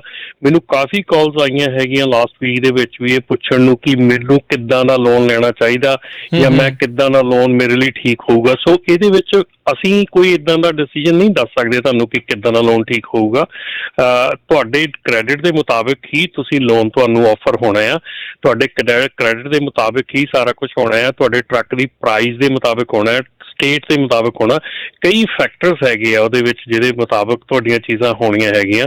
ਸੋ ਇਹ ਪਲੀਜ਼ ਇਸ ਚੀਜ਼ ਨੂੰ ਜ਼ਰੂਰ ਧਿਆਨ ਨਾਲ ਸੋਚੋ ਕਿ ਇਹਦੇ ਨਾਲ ਤੁਹਾਨੂੰ ਕੋਈ ਨਹੀਂ ਦੱਸ ਸਕਦਾ ਕਿ ਤੁਸੀਂ ਦੇਖਣਾ ਕਿ ਤੁਹਾਡੇ ਬਜਟ ਦੇ ਵਿੱਚ ਕੀ ਫਿੱਟ ਬੈਠਦਾ। ਜੇ ਹੁਣ ਤੁਹਾਡੇ ਬਜਟ 'ਚ 25% ਇੰਟਰਸਟ ਰੇਟ ਫਿੱਟ ਬੈਠਦਾ ਤੇ ਭਾਈ ਤੁਹਾਨੂੰ ਕੋਈ ਨਹੀਂ ਰੋਕ ਸਕਦਾ 25% ਨਾ ਲੈਣ ਤੋਂ, ਠੀਕ ਹੈ ਨਾ। ਪਰ ਸਾਡੇ ਖਿਆਲ ਦੇ ਵਿੱਚ 25% ਬਹੁਤ ਜ਼ਿਆਦਾ ਆ, ਬਹੁਤ ਜ਼ਿਆਦਾ ਆ, ਠੀਕ ਆ। ਦੂਸਰੀ ਇੱਕ ਜਿਹੜਾ ਹੁਣ ਬਹੁਤ ਜ਼ਿਆਦਾ ਜਿਹੜਾ ਇੱਕ ਚੀਜ਼ ਆ ਰਹੀ ਹੈਗੀ ਆ, ਇੱਕ ਚੀਜ਼ ਦਾ ਵਿਚਾਰ ਹੋ ਰਿਹਾ ਕਿ ਕਾਲਸ ਆਉਂਦੀਆਂ ਕਿ ਮੈਨੂੰ ਇੰਸ਼ੋਰੈਂਸ ਮੈਂ ਕਰਵਾਉਣੀ ਆ ਤੇ ਇੰਸ਼ੋਰੈਂਸ ਮੈਨੂੰ ਐਸ ਏਜੰਟ ਕੋਲੋਂ ਟਰੱਕ ਦੀ ਇੰਸ਼ੋਰੈਂਸ ਦੂਜੇ ਏਜੰਟ ਕੋਲੋਂ ਸਸਤੀ ਮਿਲੀ ਆ। ਦੇਖੋ ਇੰਸ਼ੋਰੈਂਸ ਜਿਹੜੀ ਇੱਕ ਐਸੀ ਚੀਜ਼ ਹੈਗੀ ਆ ਜਿਹੜੀ ਸਸਤੀ ਤੇ ਮਹਿੰਗੀ ਨਹੀਂ ਹੁੰਦੀ। ਸਿਰਫ ਉਹਦੇ ਵਿੱਚ ਇਹ ਹੁੰਦਾ ਆ ਕਿ ਤੁਹਾਡੇ ਬੈਨੀਫਿਟਸ ਘਟਾ ਦਿੱਤੇ ਜਾਂਦੇ ਆ, ਤੁਹਾਡੀ ਕਵਰੇਜ ਘਟਾ ਦਿੱਤੀ ਜਾਂਦੀ ਆ, ਤੁਹਾਡਾ ਜਿਹੜਾ ਡਿਡਕਟੇਬਲ ਆ ਉਹ ਵਧਾ ਦਿੱਤਾ ਜਾਂਦਾ ਆ। ਤੁਹਾਡੀਆਂ ਚੀਜ਼ਾਂ ਜਿਹੜੀਆਂ ਉਹ ਕਲੇਮ ਲੈਣ ਦੇ ਟਾਈਮ ਤੁਹਾਨੂੰ ਸਮਝ ਆਉਂਦੀ ਆ ਵੀ ਇਹ ਚੀਜ਼ ਮੇਰੀ ਗਲਤੀ ਸੀਗੀ, ਉਦੋਂ ਮੈਂ ਸਸਤਾ ਲੈਣ ਦੇ ਕਰਕੇ ਇਹ ਚੀਜ਼ ਕਰ ਲਈ। ਸੋ ਪਲੀਜ਼ ਜਦੋਂ ਤੁਸੀਂ ਕੋਈ ਵੀ ਸਾਨੂੰ ਵੀ ਕਾਲ ਕਰਦੇ ਆ, ਕਿਸੇ ਵੀ ਏਜੰਟ ਨੂੰ ਕਾਲ ਕਰਦੇ ਆ, ਕਿਤੇ ਵੀ ਤੁਸੀਂ ਆਪਣੇ ਟਰੱਕ ਦੀ ਇੰਸ਼ੋਰੈਂਸ ਲੈਣੀ ਆ, ਕਵਰੇਜ ਵੱਲ ਪਹਿਲਾਂ ਧਿਆਨ ਦਿਓ, ਨਾ ਕਿ ਸਸਤੀ ਤੇ ਮਹਿੰਗੀ ਵੱਲ। ਸਸਤੀ ਮਹਿੰਗੀ ਦਾ ਡਿਫਰੈਂਸ ਜਿਹੜਾ ਆ ਉਹ ਡੈਫੀਨੇਟਲੀ ਯੈਸ ਮੈਂ ਤੁਹਾਡੇ ਨਾਲ ਐਗਰੀ ਕਰਦਾ ਕਿ ਸਸਤੀ ਮਹਿੰਗੀ ਦੇਖਣੀ ਪੈਂਦੀ ਆ, ਪਰ ਆਪਣੀ ਕਵਰੇਜ ਦਾ ਧਿਆਨ ਦਿਓ। ਇੰਸ਼ੋਰੈਂਸ ਅਸੀਂ ਤਾਂ ਲਈਦੀ ਆ ਤਾਂ ਕਿ ਔਖੇ ਸਮੇਂ ਤੇ ਸਾਨੂੰ ਸਾਡਾ ਕਲੇਮ ਕਵਰ ਹੋ ਸਕੇ। ਜੇ ਔਖੇ ਸਮੇਂ ਤੇ ਤੁਹਾਡਾ ਕਲੇਮ ਹੀ ਨਹੀਂ ਕਵਰ ਹੋਣਾ, ਤੁਹਾਡੀ ਜਿਹੜੀ ਜ਼ਰੂਰਤ ਹੀ ਨਹੀਂ ਪੂਰੀ ਹੋਣੀ, ਤੇ ਫਿਰ ਤੁਸੀਂ ਕਾਹਦੀ ਇੰਸ਼ੋਰੈਂਸ ਕਾਹਦੀ ਆ ਤੁਹਾਡੀ, ਠੀਕ ਹੈ ਨਾ। So again last week again ਇੱਕ ਗੱਲ ਕਹੀ ਸੀ ਕਿ ਕਾਰਗੋ ਇੰਸ਼ੋਰੈਂਸ ਤੇ ਰੀਫਰ ਬ੍ਰੇਕਡਾਊਨ ਇੰਸ਼ੋਰੈਂਸ ਦੋ ਡਿਫਰੈਂਟ ਕਵਰੇਜਸ ਹੈਗੀਆਂ। ਕਾਰਗੋ ਇੰਸ਼ੋਰੈਂਸ ਡਿਫਰੈਂਟ ਆ, ਰੀਫਰ ਬ੍ਰੇਕਡਾਊਨ ਕਵਰੇਜ ਡਿਫਰੈਂਟ ਆ। ਸੋ ਉਹਦੇ ਵਿੱਚ ਡੈਫੀਨੇਟਲੀ ਕੋਈ ਜ਼ਿਆਦਾ ਫਰਕ ਨਹੀਂ ਪੈਂਦਾ। ਆਪਣੀ ਰੀਫਰ ਬ੍ਰੇਕਡਾਊਨ ਕਵਰੇਜ ਜ਼ਰੂਰ ਐਡ ਕਰਾਓ। ਬਹੁਤ ਜਾਣਿਆਂ ਨੇ ਇਸੇ ਕਰਕੇ ਇੱਕ ਏਜੰਟ ਕੋਲੋਂ ਦੂਜੇ ਏਜੰਟ ਕੋਲ ਇੰਸ਼ੋਰੈਂਸ ਜਿਹੜੀ ਸਸਤੀ ਹੋ ਜਾਂਦੀ, ਕਿਉਂਕਿ ਉਹ ਕਈ ਚੀਜ਼ਾਂ ਵਿੱਚੋਂ ਕੱਢ ਦਿੰਦੇ ਆ, ਕਈ ਕਵਰੇਜਸ ਤੁਹਾਡੀਆਂ ਘਟਾ ਦਿੰਦੇ ਆ। ਸੋ ਉਹਦੇ ਕਰਕੇ ਤੁਹਾਡੀ ਇੰਸ਼ੋਰੈਂਸ ਤੁਹਾਨੂੰ ਲੱਗਦਾ ਕਿ ਤੁਹਾਨੂੰ ਆਹ ਏਜੰਟ ਨੇ ਸਸਤੀ ਦਿੱਤੀ ਹੈਗੀ ਆ। ਮੈਂ ਇਹ ਕੋਈ ਵੀ ਜਿਹੜਾ ਏਜੰਟ ਹੈ ਕਵਰੇਜ ਘਟਾ ਕੇ ਤੁਹਾਨੂੰ ਸਸਤੀ ਕਰਕੇ ਦਿੰਦਾ, ਉਹ ਬਹੁਤ ਮਾੜੀ ਗੱਲ ਆ। ਕਵਰੇਜ ਘਟਾਉਣ ਤੋਂ ਪਹਿਲਾਂ ਤੁਹਾਨੂੰ ਦੱਸਣਾ ਵੀ ਜ਼ਰੂਰੀ ਆ ਔਰ ਤੁਹਾਡਾ ਸਮਝਣਾ ਵੀ ਜ਼ਰੂਰੀ ਆ। ਇਹ ਲੋਨਸ ਦੇ ਬਾਰੇ 'ਚ ਵੀ ਇਹੋ ਹੀ ਗੱਲ ਆ, ਇਹ ਤੁਹਾਡੀ ਇੰਸ਼ੋਰੈਂਸ ਦੇ ਬਾਰੇ 'ਚ ਵੀ ਇਹੋ ਗੱਲ ਆ। ਤੇ ਤੀਜੀ ਗੱਲ ਰਾਜਕਰਨ ਇੱਕ ਜਿਹੜੀ ਹੋਰ ਬਹੁਤ ਉੱਭਰ ਕੇ ਸਾਹਮਣੇ ਆਈ ਆ ਉਹ ਇਹ ਆ ਕਿ ਅੱਜ ਦੀ ਤਰੀਕ ਦੇ ਵਿੱਚ ਬਹੁਤ ਜਿਹੜੇ ਟਰੱਕਿੰਗ ਕੰਪਨੀਆਂ ਤੇ ਓਨਰ ਆਪਰੇਟਰਸ ਦੇ ਵਿੱਚ ਜਿਹੜੇ ਮਸਲੇ ਬੜੇ ਉੱਭਰ ਕੇ ਆ ਰਹੇ ਆ ਸਾਹਮਣੇ ਕਿ ਜਿੱਥੇ ਓਨਰ ਆਪਰੇਟਰ ਜਿਹੜਾ ਆ ਉਹ ਕਿਸੇ ਦੀ ਲੋਡ, ਕਿਸੇ ਟਰੱਕਿੰਗ ਕੰਪਨੀ ਲਈ ਲੋਡ ਹੌਲ ਕਰਦਾ ਆ ਤੇ ਜਦੋਂ ਕਿਤੇ ਕਲੇਮ ਪੈ ਜਾਂਦਾ ਆ ਤੇ ਉਹ ਜਿਹੜਾ ਓਨਰ ਆਪਰੇਟਰ ਹੈਗਾ ਆ ਉਹ ਹੱਥ ਖੜੇ ਕਰ ਦਿੰਦਾ ਆ ਔਰ ਟਰੱਕਿੰਗ ਕੰਪਨੀ ਉਹਨੂੰ ਕਹਿੰਦੀ ਆ ਵੀ ਭਾਈ ਤੂੰ ਮੇਰਾ ਲੋਡ ਚੁੱਕਿਆ, ਤੂੰ ਮੇਰਾ ਆਹ ਕੀਤਾ। ਤੇ ਪਰ ਪ੍ਰੋਬਲਮ ਇਹ ਆਉਂਦੀ ਆ ਕਿ ਕਿਸੇ ਦੇ ਵਿੱਚ ਪ੍ਰੋਪਰ ਐਗਰੀਮੈਂਟ ਨਹੀਂ ਕੀਤਾ ਹੁੰਦਾ, ਕਿਸੇ ਦੇ ਵਿੱਚ ਲੀਸ ਐਗਰੀਮੈਂਟ ਨਹੀਂ ਹੈਗਾ, ਕਿਸੇ ਦੇ ਵਿੱਚ ਕੋਈ ਚੀਜ਼ ਨਹੀਂ ਹੈਗੀ। ਲੋਕੀ ਸਿਰਫ ਮੂੰਹ ਮੱਥਾ ਰੱਖ ਕੇ ਆਪਣਾ ਗੱਲਬਾਤ ਦੇ ਸਿਰ ਤੇ ਆਪਣੀ ਗੱਲ ਦੇ ਸਿਰ ਦੇ ਉੱਤੇ ਲੋਡ ਇੱਕ ਦੂਜੇ ਨੂੰ ਚੁਕਾਈ ਜਾਂਦੇ ਆ। ਪਰ ਜਦੋਂ ਪ੍ਰੋਬਲਮ ਸ਼ੁਰੂ ਹੁੰਦੀ ਆ ਉਦੋਂ ਫਿਰ ਸਾਰਿਆਂ ਦੇ ਵਿੱਚ ਪ੍ਰੋਬਲਮ ਆਉਣੀ ਸ਼ੁਰੂ ਹੁੰਦੀ, ਕਮਿਊਨਿਟੀ 'ਚ ਪ੍ਰੋਬਲਮ ਆਉਣੀ ਸ਼ੁਰੂ ਹੋ ਜਾਂਦੀ ਆ।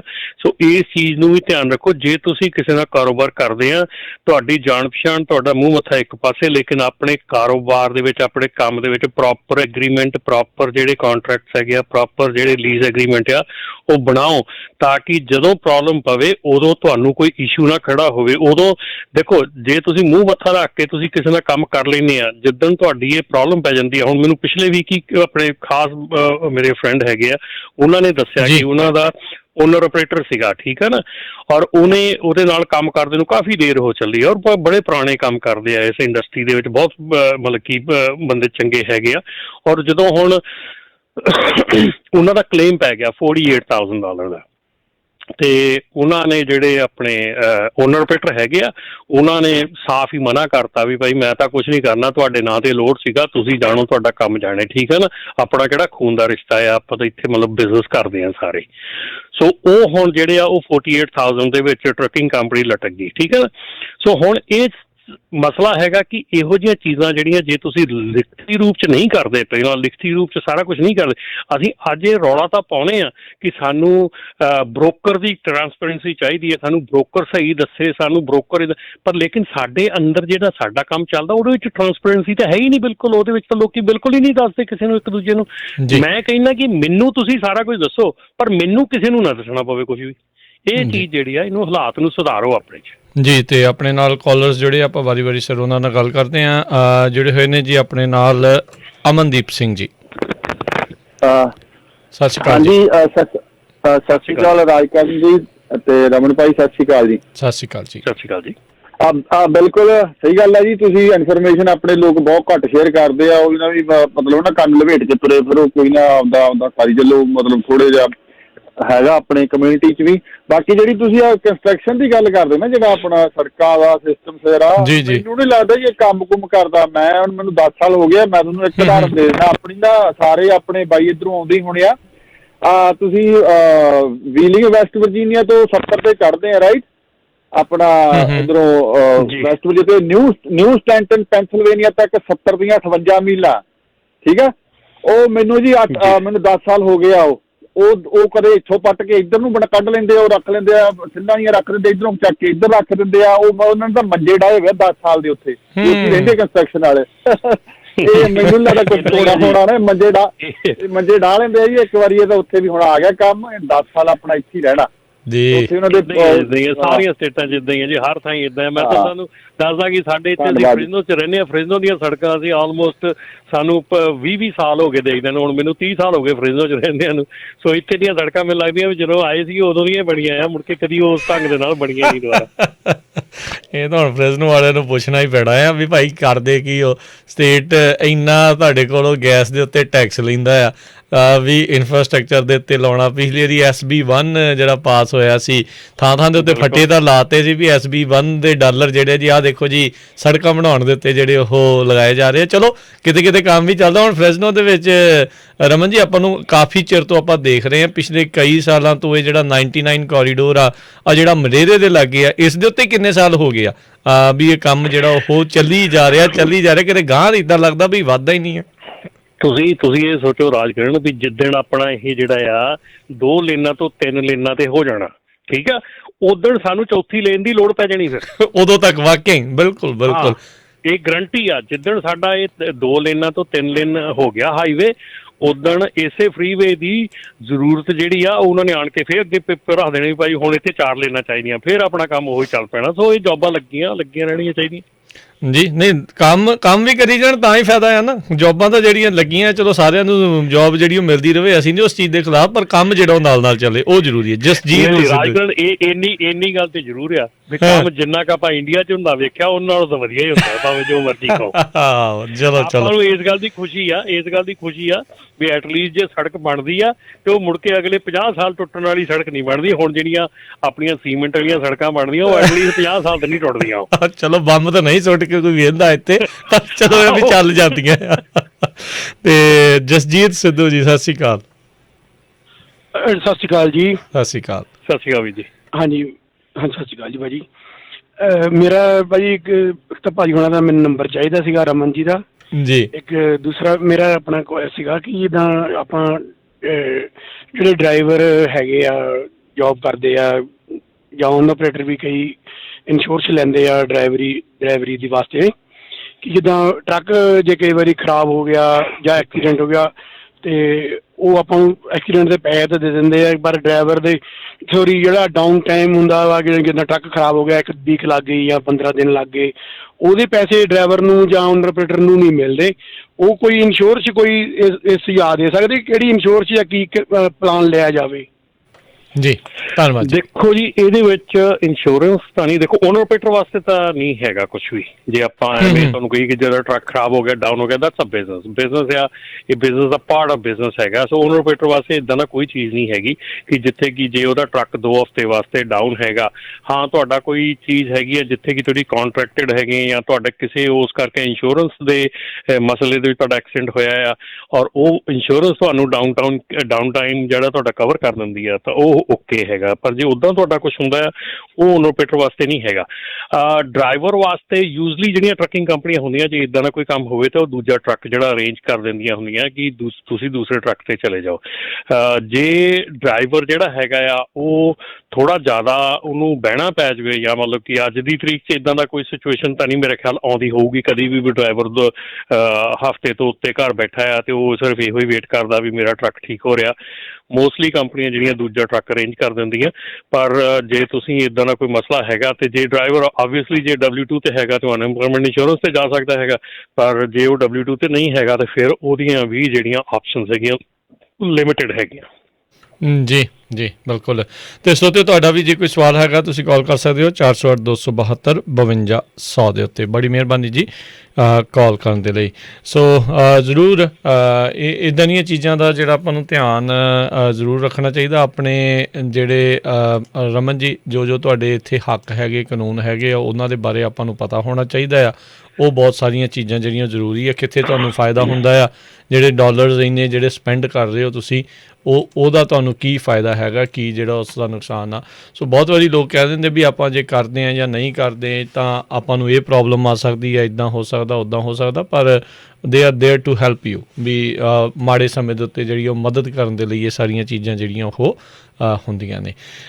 ਅਤੇ ਰਮਨ ਜੀ, ਅਗਲੀ ਜਿਹੜੀ ਆਪਾਂ ਗੱਲ ਕਰਦੇ ਜਾਈਏ, ਇਸ ਵਾਰ ਇਹਨਾਂ ਨੇ ਉਹ ਜਿਹੜਾ ਯੂਜਲੀ ਉਹ 3 ਦਿਨਾਂ ਦਾ 72 ਘੰਟੇ ਵਾਲਾ ਜਿਹੜਾ ਕਰਦੇ ਹੁੰਦੇ ਆ, ਇਸ ਸਾਲ ਕੀਤਾ ਜਾਊਗਾ, ਨਹੀਂ ਕੀਤਾ ਜਾਊਗਾ? ਕੁਛ ਜੇ ਉਹਨਾਂ ਨੇ ਇਸ ਦੇ ਬਾਰੇ ਖਬਰ ਦਿੱਤੀ ਹੈ ਕਿ ਨਹੀਂ ਦਿੱਤੀ? ਬਿਲਕੁਲ ਜੀ, ਬਿਲਕੁਲ। ਇਹ ਮਈ ਦੇ ਵਿੱਚ ਆ ਰਿਹਾ ਹੈਗਾ। ਸੋ ਮਈ ਦੇ ਪਹਿਲੇ ਹਫ਼ਤੇ ਦੇ ਵਿੱਚ ਜਿਹੜਾ ਆਪਣਾ ਇੰਟਰਨੈਸ਼ਨਲ ਰੋਡ ਚੈੱਕ ਹੋਣਾ ਹੈਗਾ, ਮਈ 4, 5, 6 ਨੂੰ। ਸੋ ਮਈ 4, 5, 6 ਨੂੰ ਇਹ ਜਿਹੜਾ ਆਪਣਾ ਆ ਰਿਹਾ ਹੈਗਾ ਰੋਡ ਚੈੱਕ 2021, ਠੀਕ ਹੈ ਨਾ। ਸੋ ਇਹ ਕਾਫੀ ਇੰਪੋਰਟੈਂਟ ਹੈਗਾ, ਕਿਉਂਕਿ ਪਿਛਲੇ ਸਾਲਾਂ ਦੀ ਜਿਹੜੀ ਆਪਣੀ ਸਾਰੀ ਰੈਕਡ ਦੇਖਿਆ ਜਾਵੇ ਅਤੇ ਉਹਦੇ ਵਿੱਚ ਜਿਹੜੇ ਪਿਛਲੇ 72 ਆਵਰ ਹੋਏ ਆ, ਉਹਨਾਂ ਦੇ ਵਿੱਚ ਕਾਫੀ ਵੋਲੀਊਮ ਦੇ ਵਿੱਚ ਟਰੱਕ ਜਿਹੜੇ ਹੈਗੇ ਆ ਆਊਟ ਆਫ ਸਰਵਿਸ ਹੋਏ ਹੈਗੇ ਆ। ਸੋ ਉਹਦੇ ਵਿੱਚ ਜਿਹੜੇ ਤੁਹਾਡੀ ਕੰਪਨੀ ਦੇ ਮੇਨਟੇਨੈਂਸ ਪਰਸਨਲ ਹੈਗੇ ਆ ਜਾਂ ਟੈਕਨੀਸ਼ੀਅਨਸ ਹੈਗੇ ਆ ਤੁਹਾਡੀ ਕੰਪਨੀ, ਜਾਂ ਤੁਸੀਂ ਕਿਸੇ ਕੋਲੋਂ ਕੰਮ ਕਰਵਾਉਂਦੇ ਆ, ਕਿਸੇ ਮਤਲਬ ਕਿ ਸ਼ਾਪ ਤੋਂ ਕੰਮ ਕਰਵਾਉਂਦੇ ਆ, ਤੁਸੀਂ ਆਪਣੇ ਜਿਹੜੇ ਡਿਫੈਕਟਸ ਹੈਗੇ ਆ ਟਰੱਕ ਦੇ, ਜਿਹੜੀਆਂ ਇਹ ਚੀਜ਼ਾਂ ਖਾਸ ਕਰਕੇ ਤੁਹਾਨੂੰ ਧਿਆਨ ਦੇਣ ਵਾਲੀਆਂ ਹੋਣ ਰਾਈਟ ਨਾਓ, ਕਿਉਂਕਿ ਇੱਕ ਮੌਕੇ 'ਤੇ ਜਾ ਕੇ ਤੁਸੀਂ ਧਿਆਨ ਦਿਓ, ਹੁਣ ਮਹੀਨਾ ਪਿਆ ਹੈਗਾ, ਤੁਹਾਡੇ ਕੋਲ ਟਾਈਮ ਹੈਗਾ ਉਹਨਾਂ ਚੀਜ਼ਾਂ ਨੂੰ ਠੀਕ ਕਰਵਾਉਣ ਦਾ, ਉਹਨਾਂ ਚੀਜ਼ਾਂ ਨੂੰ ਜਿਹੜੀਆਂ ਆ ਉਹਨਾਂ 'ਤੇ ਧਿਆਨ ਦੇਣ ਦਾ। ਡਿਫੈਕਟਸ ਦੇਖੋ ਕਿ ਤੁਹਾਡੇ ਕੋਈ ਵੀ ਡੇਲੀ ਇੰਸਪੈਕਸ਼ਨ ਰਿਪੋਰਟ ਜਿਹੜੀ ਆ, ਹੁਣ ਇੱਕ ਦੇਖੋ ਡਰਾਈਵਰ ਨੂੰ ਰੋਜ਼ ਜਿਹੜਾ ਪ੍ਰੀ ਟ੍ਰਿਪ ਇੰਸਪੈਕਸ਼ਨ ਆਪਾਂ ਹਮੇਸ਼ਾ ਜ਼ੋਰ ਦਿੰਦੇ ਹਾਂ ਡਰਾਈਵਰ ਨੂੰ ਪ੍ਰੀ ਟ੍ਰਿਪ ਇੰਸਪੈਕਸ਼ਨ ਕਰਨੀ ਚਾਹੀਦੀ ਆ। ਉਹ ਪ੍ਰੀ ਟ੍ਰਿਪ ਇੰਸਪੈਕਸ਼ਨ ਦੇ ਪਿਛਲੇ ਪਾਸੇ ਪਹਿਲਾਂ ਤਾਂ ਪੇਪਰ ਲੌਗਬੁੱਕ ਤੇ ਹੁੰਦਾ ਸੀਗਾ, ਚਲੋ ਜਿਹੜੀ ਮੈਂ ਗੱਲ ਕਰਨ ਲੱਗਾ ਸੀਗਾ, ਲੇਕਿਨ ਅੱਜ ਕੱਲ੍ਹ ਜਿਹੜਾ ਇਲੈਕਟ੍ਰੋਨਿਕ ਹੋ ਗਿਆ। ਸੋ ਜਦੋਂ ਤੁਸੀਂ ਪ੍ਰੀ ਟ੍ਰਿਪ ਇੰਸਪੈਕਸ਼ਨ ਕਰਦੇ ਆ, ਜੇ ਡਰਾਈਵਰ ਉਸ ਆਪਣੀ ਜਿਹੜੀ ਪ੍ਰੀ ਟ੍ਰਿਪ ਇੰਸਪੈਕਸ਼ਨ ਦੇ ਥੱਲੇ ਜਿਹੜੇ ਨੋਟਸ ਹੈਗੇ ਆ, ਉਹਨਾਂ ਦੇ ਵਿੱਚ ਡਿਫੈਕਟਸ ਲਿਖੇ ਸਾਰੇ ਕਿ ਆਹ ਟਰੱਕ ਦੇ ਮੇਰੇ ਆਹ 2 ਟਾਇਰ ਪੈਣ ਵਾਲੇ ਆ, ਜਾਂ ਮੇਰਾ ਆਹ ਚੀਜ਼ ਮੇਨਟੇਨੈਂਸ ਹੋਣ ਵਾਲੀ ਆ, ਜਾਂ ਮੇਰੀ ਟ੍ਰੇਲਰ ਦੀ ਆਹ ਚੀਜ਼ ਹੋਣ ਵਾਲੀ ਆ, ਜਾਂ ਇਹਦੀਆਂ ਲਾਈਟਾਂ ਮਿਸਿੰਗ ਆ, ਜਾਂ ਉਹ ਜਿਹੜੇ ਡਰਾਈਵਰ ਦੇ ਨੋਟ ਆ ਡੇਲੀ ਇੰਸਪੈਕਸ਼ਨ ਦੇ, ਜੇ ਉਹ ਕੰਪਨੀ ਜਿਹੜੀ ਆ ਉਹਨੂੰ ਇਗਨੋਰ ਕਰਦੀ ਆ, ਉਹ ਲੇਟਰ ਔਨ ਜਾ ਕੇ ਕੋਈ ਇਸ਼ੂ ਖੜਾ ਹੁੰਦਾ, ਉਹ 'ਚ ਡਰਾਈਵਰ ਸਾਫ਼ ਕਲੀਅਰਲੀ ਆਊਟ ਹੋ ਜਾਂਦਾ ਕਿਉਂਕਿ ਡਰਾਈਵਰ ਨੇ ਨੋਟੀਫਾਈ ਕੀਤਾ ਕੰਪਨੀ ਨੇ ਉਹਨੂੰ ਐਡਰੈਸ ਨਹੀਂ ਕੀਤਾ, ਉਹ ਕੰਪਨੀ ਦੀ ਪ੍ਰੋਬਲਮ ਖੜੀ ਹੋ ਜਾਂਦੀ ਹੈ। ਸੋ ਮੇਕ ਸ਼ੋਰ ਕਰੋ ਕਿ ਜਦੋਂ ਪ੍ਰੀ ਟ੍ਰਿਪ ਇੰਸਪੈਕਸ਼ਨ ਕਰਦੇ ਤੁਹਾਡੇ ਡਰਾਈਵਰ, ਉਹਨਾਂ ਨੂੰ ਕਹੋ ਕਿ ਆਪਣੇ ਨੋਟਸ ਦੇ ਵਿੱਚ ਜਿਹੜੀ ਵੀ ਗਲਤੀ ਫੜਦੇ ਆ ਉਹ ਗਲਤੀ ਲਿਖੋ, ਠੀਕ ਹੈ ਨਾ, ਉਹ ਗਲਤੀ ਲਿਖਣ ਦੀ ਲੋੜ ਆ। ਇੰਸਪੈਕਸ਼ਨ ਜਿਹੜੇ ਤੁਹਾਡੇ ਛੋਟੀਆਂ ਛੋਟੀਆਂ ਚੀਜ਼ਾਂ ਹੈਗੀਆਂ, ਜਿਹੜੀਆਂ ਨਿੱਕੀਆਂ ਲਾਈਟਸ ਹੁੰਦੀਆਂ ਆ, ਤੁਹਾਡੀਆਂ ਟਰਨਿੰਗ ਲਾਈਟਸ ਆ, ਤੁਹਾਡੀਆਂ ਮਾਰਕਰ ਲਾਈਟਸ ਆ, ਟ੍ਰੇਲਰ ਦੇ ਉੱਤੇ ਮਾਰਕਰ ਲਾਈਟਸ ਆ, ਟਰੱਕ ਦੇ ਉੱਤੇ ਮਾਰਕਰ ਲਾਈਟਸ ਆ, ਵਾਈਪਰ ਬਲੇਡਸ ਹੈਗੇ ਆ, ਜਿਹੜੇ ਹਾਰਡ ਟੂ ਸੀ ਕੰਪੋਨੈਂਟ ਹੈ, ਜਿਹੜੇ ਕੰਪੋਨੈਂਟ ਕਈ ਲੁਕੇ ਹੁੰਦੇ ਆ, ਨਹੀਂ ਦਿਖਦੇ ਆਮ ਨੋਰਮਲ ਇੰਸਪੈਕਸ਼ਨ ਦੇ ਵਿੱਚ, ਉਹਨਾਂ ਨੂੰ ਡਰਾਈਵ ਲਾਈਨ ਕੰਪੋਨੈਂਟ ਜਿਹੜਾ ਥੱਲੇ ਡਰਾਈਵ ਲਾਈਨ ਆ, ਉਹਦੇ ਜਿਹੜੇ ਕ੍ਰਾਸ ਮੈਂਬਰ ਹੈਗੇ, ਉਹ ਜੋ ਚੀਜ਼ਾਂ ਜਿਹੜੀਆਂ ਨਹੀਂ ਆਮ ਤੌਰ 'ਤੇ ਦਿਖਦੀਆਂ ਹੈਗੀਆਂ, ਉਹਨੂੰ 100% ਤੁਹਾਡਾ ਇਸ ਵੇਲੇ ਚੈੱਕ ਕਰਨ ਦਾ ਮਸਲਾ ਹੈਗਾ, ਠੀਕ ਆ। ਜਿਹੜੀਆਂ ਤੁਹਾਡੀਆਂ ਲਾਈਟਸ ਆ, ਇੰਸ਼ੋਰ ਕਰੋ ਵੀ ਸਾਰੀਆਂ ਲਾਈਟਸ ਜਿਹੜੀਆਂ ਆਪਰੇਟੇਬਲ ਹੈਗੀਆਂ, ਸਾਰੀਆਂ ਲਾਈਟਸ ਕਲੀਨ ਹੈਗੀਆਂ। ਸੋ ਇਹ ਵੀ ਇੱਕ ਬਹੁਤ ਜ਼ਰੂਰੀ ਹੈਗਾ, ਇੱਕ ਲਾਈਟ ਚੱਲਦੀਆਂ ਹੋਣੀਆਂ ਚਾਹੀਦੀਆਂ, ਲਾਈਟ ਸਾਫ਼ ਦਿਖਦੀਆਂ ਹੋਣੀਆਂ ਚਾਹੀਦੀਆਂ, ਪਿਛਲਿਆਂ ਨੂੰ ਅਗਲਿਆਂ ਨੂੰ ਸਾਰੇ ਪਾਸੇ ਦੇ, ਠੀਕ ਹੈ ਨਾ। ਜਿਹੜੇ ਤੁਹਾਡੇ ਟਰੱਕ ਦੇ ਵਿੱਚ ਸਪੇਅਰ ਫਿਊਜ਼ਸ ਤੇ ਸਪੇਅਰ ਬਲਬ ਚਾਹੀਦੇ ਆ, ਜੇ ਤੁਹਾਡੇ ਅੱਜ ਕੱਲ੍ਹ ਤਾਂ LED ਲਾਈਟਸ ਕਾਫੀ ਹੋ ਚੁੱਕੀਆਂ, ਪਰ ਜੇ ਤੁਹਾਡੀ ਓਵਰ ਦਾ ਰੋਡ ਰਿਪੇਅਰ ਕਰਨੀ ਹੋਵੇ, ਤੁਹਾਡੇ ਕੋਲ ਫਿਊਜ਼ ਹੋਣ, ਕਈ ਵਾਰੀ ਫਿਊਜ਼ ਵਾਸਤੇ ਹੀ ਤੁਹਾਨੂੰ ਬਹੁਤ ਜਿਹੜਾ ਆ ਉਹ ਮਤਲਬ ਕਿ ਲੰਬਾ ਚੌੜਾ ਕੰਮ ਜਿਹੜਾ ਪੈ ਜਾਂਦਾ ਆ। ਟਾਇਰਸ ਜਿਹੜੇ ਆ ਬਹੁਤ ਜ਼ਿਆਦਾ ਜ਼ਰੂਰੀ ਆ ਰਾਜਕਿਰਨ, ਇੰਨੇ ਜ਼ਿਆਦਾ ਜ਼ਰੂਰੀ ਆ ਕਿ ਜਿਹਦਾ ਕੋਈ ਹਿਸਾਬ ਨਹੀਂ ਗਾ। ਔਰ ਮੇਰੇ ਖਿਆਲ ਦੇ ਵਿੱਚ ਮੈਂ ਜੇ ਗੱਲ ਕਹਾਂ ਤੇ ਮੈਂ ਇੰਨੇ ਕੁ ਐਕਸੀਡੈਂਟ ਦੇਖੇ ਆ ਜਿਹਦੇ ਵਿੱਚ ਕਿ ਟਾਇਰਸ ਜਿਹੜੇ ਆ ਆਲਰੇਡੀ ਮਤਲਬ ਕਿ ਰਿਪਲੇਸ ਕਰਨ ਵਾਸਤੇ ਲੈ ਕੇ ਰੱਖੇ ਹੁੰਦੇ ਆ, ਚਲੋ ਕੋਈ ਨਹੀਂ, ਆਹ ਲਾਸਟ ਗੇੜਾ ਲਾਉਣੇ ਆ, ਅਗਲੇ ਗੇੜੇ ਆਣ ਕੇ ਬਦਲ ਲਾਂਗੇ, ਔਰ ਉਸੇ ਗੇੜੇ ਹੀ ਪ੍ਰੋਬਲਮ ਪੈ ਜਾਂਦੀ ਆ। ਔਰ ਟਾਇਰਸ ਨੂੰ ਮੇਜਰ ਕਰਨ ਨੂੰ ਤੁਹਾਡੇ ਕੋਲ ਤਰੀਕਾ ਹੋਣਾ ਚਾਹੀਦਾ ਆ, ਜਿਹੜਾ ਪੈਨੀ ਰੱਖ ਕੇ ਆਪਾਂ ਲਿੰਕਨ ਦਾ ਸਿਰ ਦੇਖਦੇ ਆ ਨਾ ਗੰਡਾ, ਵੀ ਉਹ ਦਿਖਦਾ ਕਿ ਨਹੀਂ ਦਿਖਦਾ, ਉਹ ਉੱਦਾਂ ਦਾ ਤਰੀਕਾ ਤੁਹਾਨੂੰ ਆਉਣਾ ਚਾਹੀਦਾ ਕਿ ਟਾਇਰ ਨੂੰ ਕਿੱਦਾਂ ਮੇਜਰ ਕਰਨਾ, ਉਹ ਟਾਇਰ ਠੀਕ ਆ ਕਿ ਨਹੀਂ ਠੀਕ ਆ। ਹੁਣ ਜੇ 10 ਬੰਦੇ ਇੱਕ ਟਾਇਰ ਨੂੰ ਦੇਖਦੇ ਆ, ਉਹਦੇ 'ਚ 9 ਕਹਿੰਦੇ ਗਲਤ ਆ, ਤੇ ਜਿਹੜਾ ਮਾਲਕ ਕਹਿੰਦਾ ਨਹੀਂ ਉਹ ਠੀਕ ਹੈ ਚੱਲ ਸਕਦਾ, ਉਹ ਮਾਲਕ ਗਲਤ ਆ, ਠੀਕ ਹੈ ਨਾ। ਸੋ ਦੂਸਰੀ ਚੀਜ਼ ਜਿਹੜੀ ਆ, ਅਗਲੀ ਚੀਜ਼ ਆ ਬ੍ਰੇਕਸ। ਸੋ ਬ੍ਰੇਕਾਂ ਜਿਹੜੀਆਂ ਹੈਗੀਆਂ, ਸੋ ਰਮਨ ਜੀ ਆਪਾਂ ਇਸ ਨੂੰ ਕੰਟੀਨਿਊ ਕਰਾਂਗੇ, ਕੁਝ ਕੁ ਕਾਲਰਸ ਆਪਣੇ ਨਾਲ ਜੁੜੇ ਆ, ਆਪਾਂ ਉਹਨਾਂ ਦੀ ਵੀ ਜਿਹੜੀ ਗੱਲ ਆਪਾਂ ਨਾਲ ਦੇ ਨਾਲ ਜਿਹੜਾ ਉਹ ਸੁਣ ਲਈਏ ਜੀ। ਆਪਣੇ ਨਾਲ ਜੁੜੇ ਨੇ ਰਾਜੇਸ਼ ਜੀ, ਸਤਿ ਸ਼੍ਰੀ ਅਕਾਲ। ਸਤਿ ਸ਼੍ਰੀ ਅਕਾਲ ਜੀ ਵੀਰ ਜੀ। ਸਤਿ ਸ਼੍ਰੀ ਅਕਾਲ ਜੀ। ਸਤਿ ਸ਼੍ਰੀ ਅਕਾਲ ਜੀ। ਹਾਂ, ਇਹ ਆਪਣਾ ਮੈਨੂੰ ਜੀ 3 ਸਾਲ ਟਰੱਕ ਚਲਾਉਂਦੇ ਨੂੰ ਹੋਇਆ, 5 ਦੇ ਉੱਤੇ ਮੈਂ ਚੱਲਦਾ ਪਿਆ ਇੱਧਰ ਵਾਸ਼ਿੰਗਟਨ ਓਰੇਗਨ, ਤੇ ਬੜੀ ਵੱਡੀ ਆਪਾਂ ਸੇਫਟੀ ਦੀਆਂ ਬੜੀਆਂ ਗੱਲਾਂ ਕੀਤੀਆਂ। ਮੇਰੇ ਹਿਸਾਬ ਨਾਲ ਜੀ ਹਰ ਬੰਦੇ ਦੇ ਟਰੱਕ ਦੇ ਸੰਗ ਰਡਾਰ ਹੈਗਾ। ਪੰਜਾਬੀ ਜਿਹੜਾ ਯੂਥ ਹੈ ਤਾਂ 100% ਹੀ ਲਾ ਲਓ ਜਾਂ 99% ਲਾ ਲਓ ਰਡਾਰ। ਲੋਕ 70-80 ਤੋਂ ਥੱਲੇ ਚੱਲਦੇ ਹੀ ਨਹੀਂ ਇੱਥੇ ਕੈਲੀਫੋਰਨੀਆ ਦੇ ਵਿੱਚ ਵੀ। ਤੇ ਜ਼ਿਆਦਾਤਰ ਐਕਸੀਡੈਂਟ ਦਾ ਕਾਰਨ ਇੱਕ ਦੂਜੇ ਨਾਲ ਰੇਸ ਲਗਾਉਣ ਦੀ ਬੜੀ ਹੋੜ ਹੈ। ਗੌਰਮੈਂਟ ਦੇ ਨੋਟਿਸ 'ਚ ਡਿਫਿਊਜ਼ ਹੋਣੇ ਚਾਹੀਦੇ ਜਿਹੜੇ ਰਡਾਰ ਸ਼ਰੇਆਮ ਵਿਕਦੇ ਪਏ। ਇੰਡੀਆ ਵਾਲਾ ਹਾਲ ਹੋਇਆ ਇੱਥੇ ਤਾਂ, ਤੇ ਮਤਲਬ ਕਿ ਅਸੀਂ 55 ਤੇ ਜਾਂਦੇ ਤੇ 75 ਤੇ ਬੰਦਾ ਕੱਢ ਕੇ ਲੈ ਜਾਂਦੇ ਨਾਲ।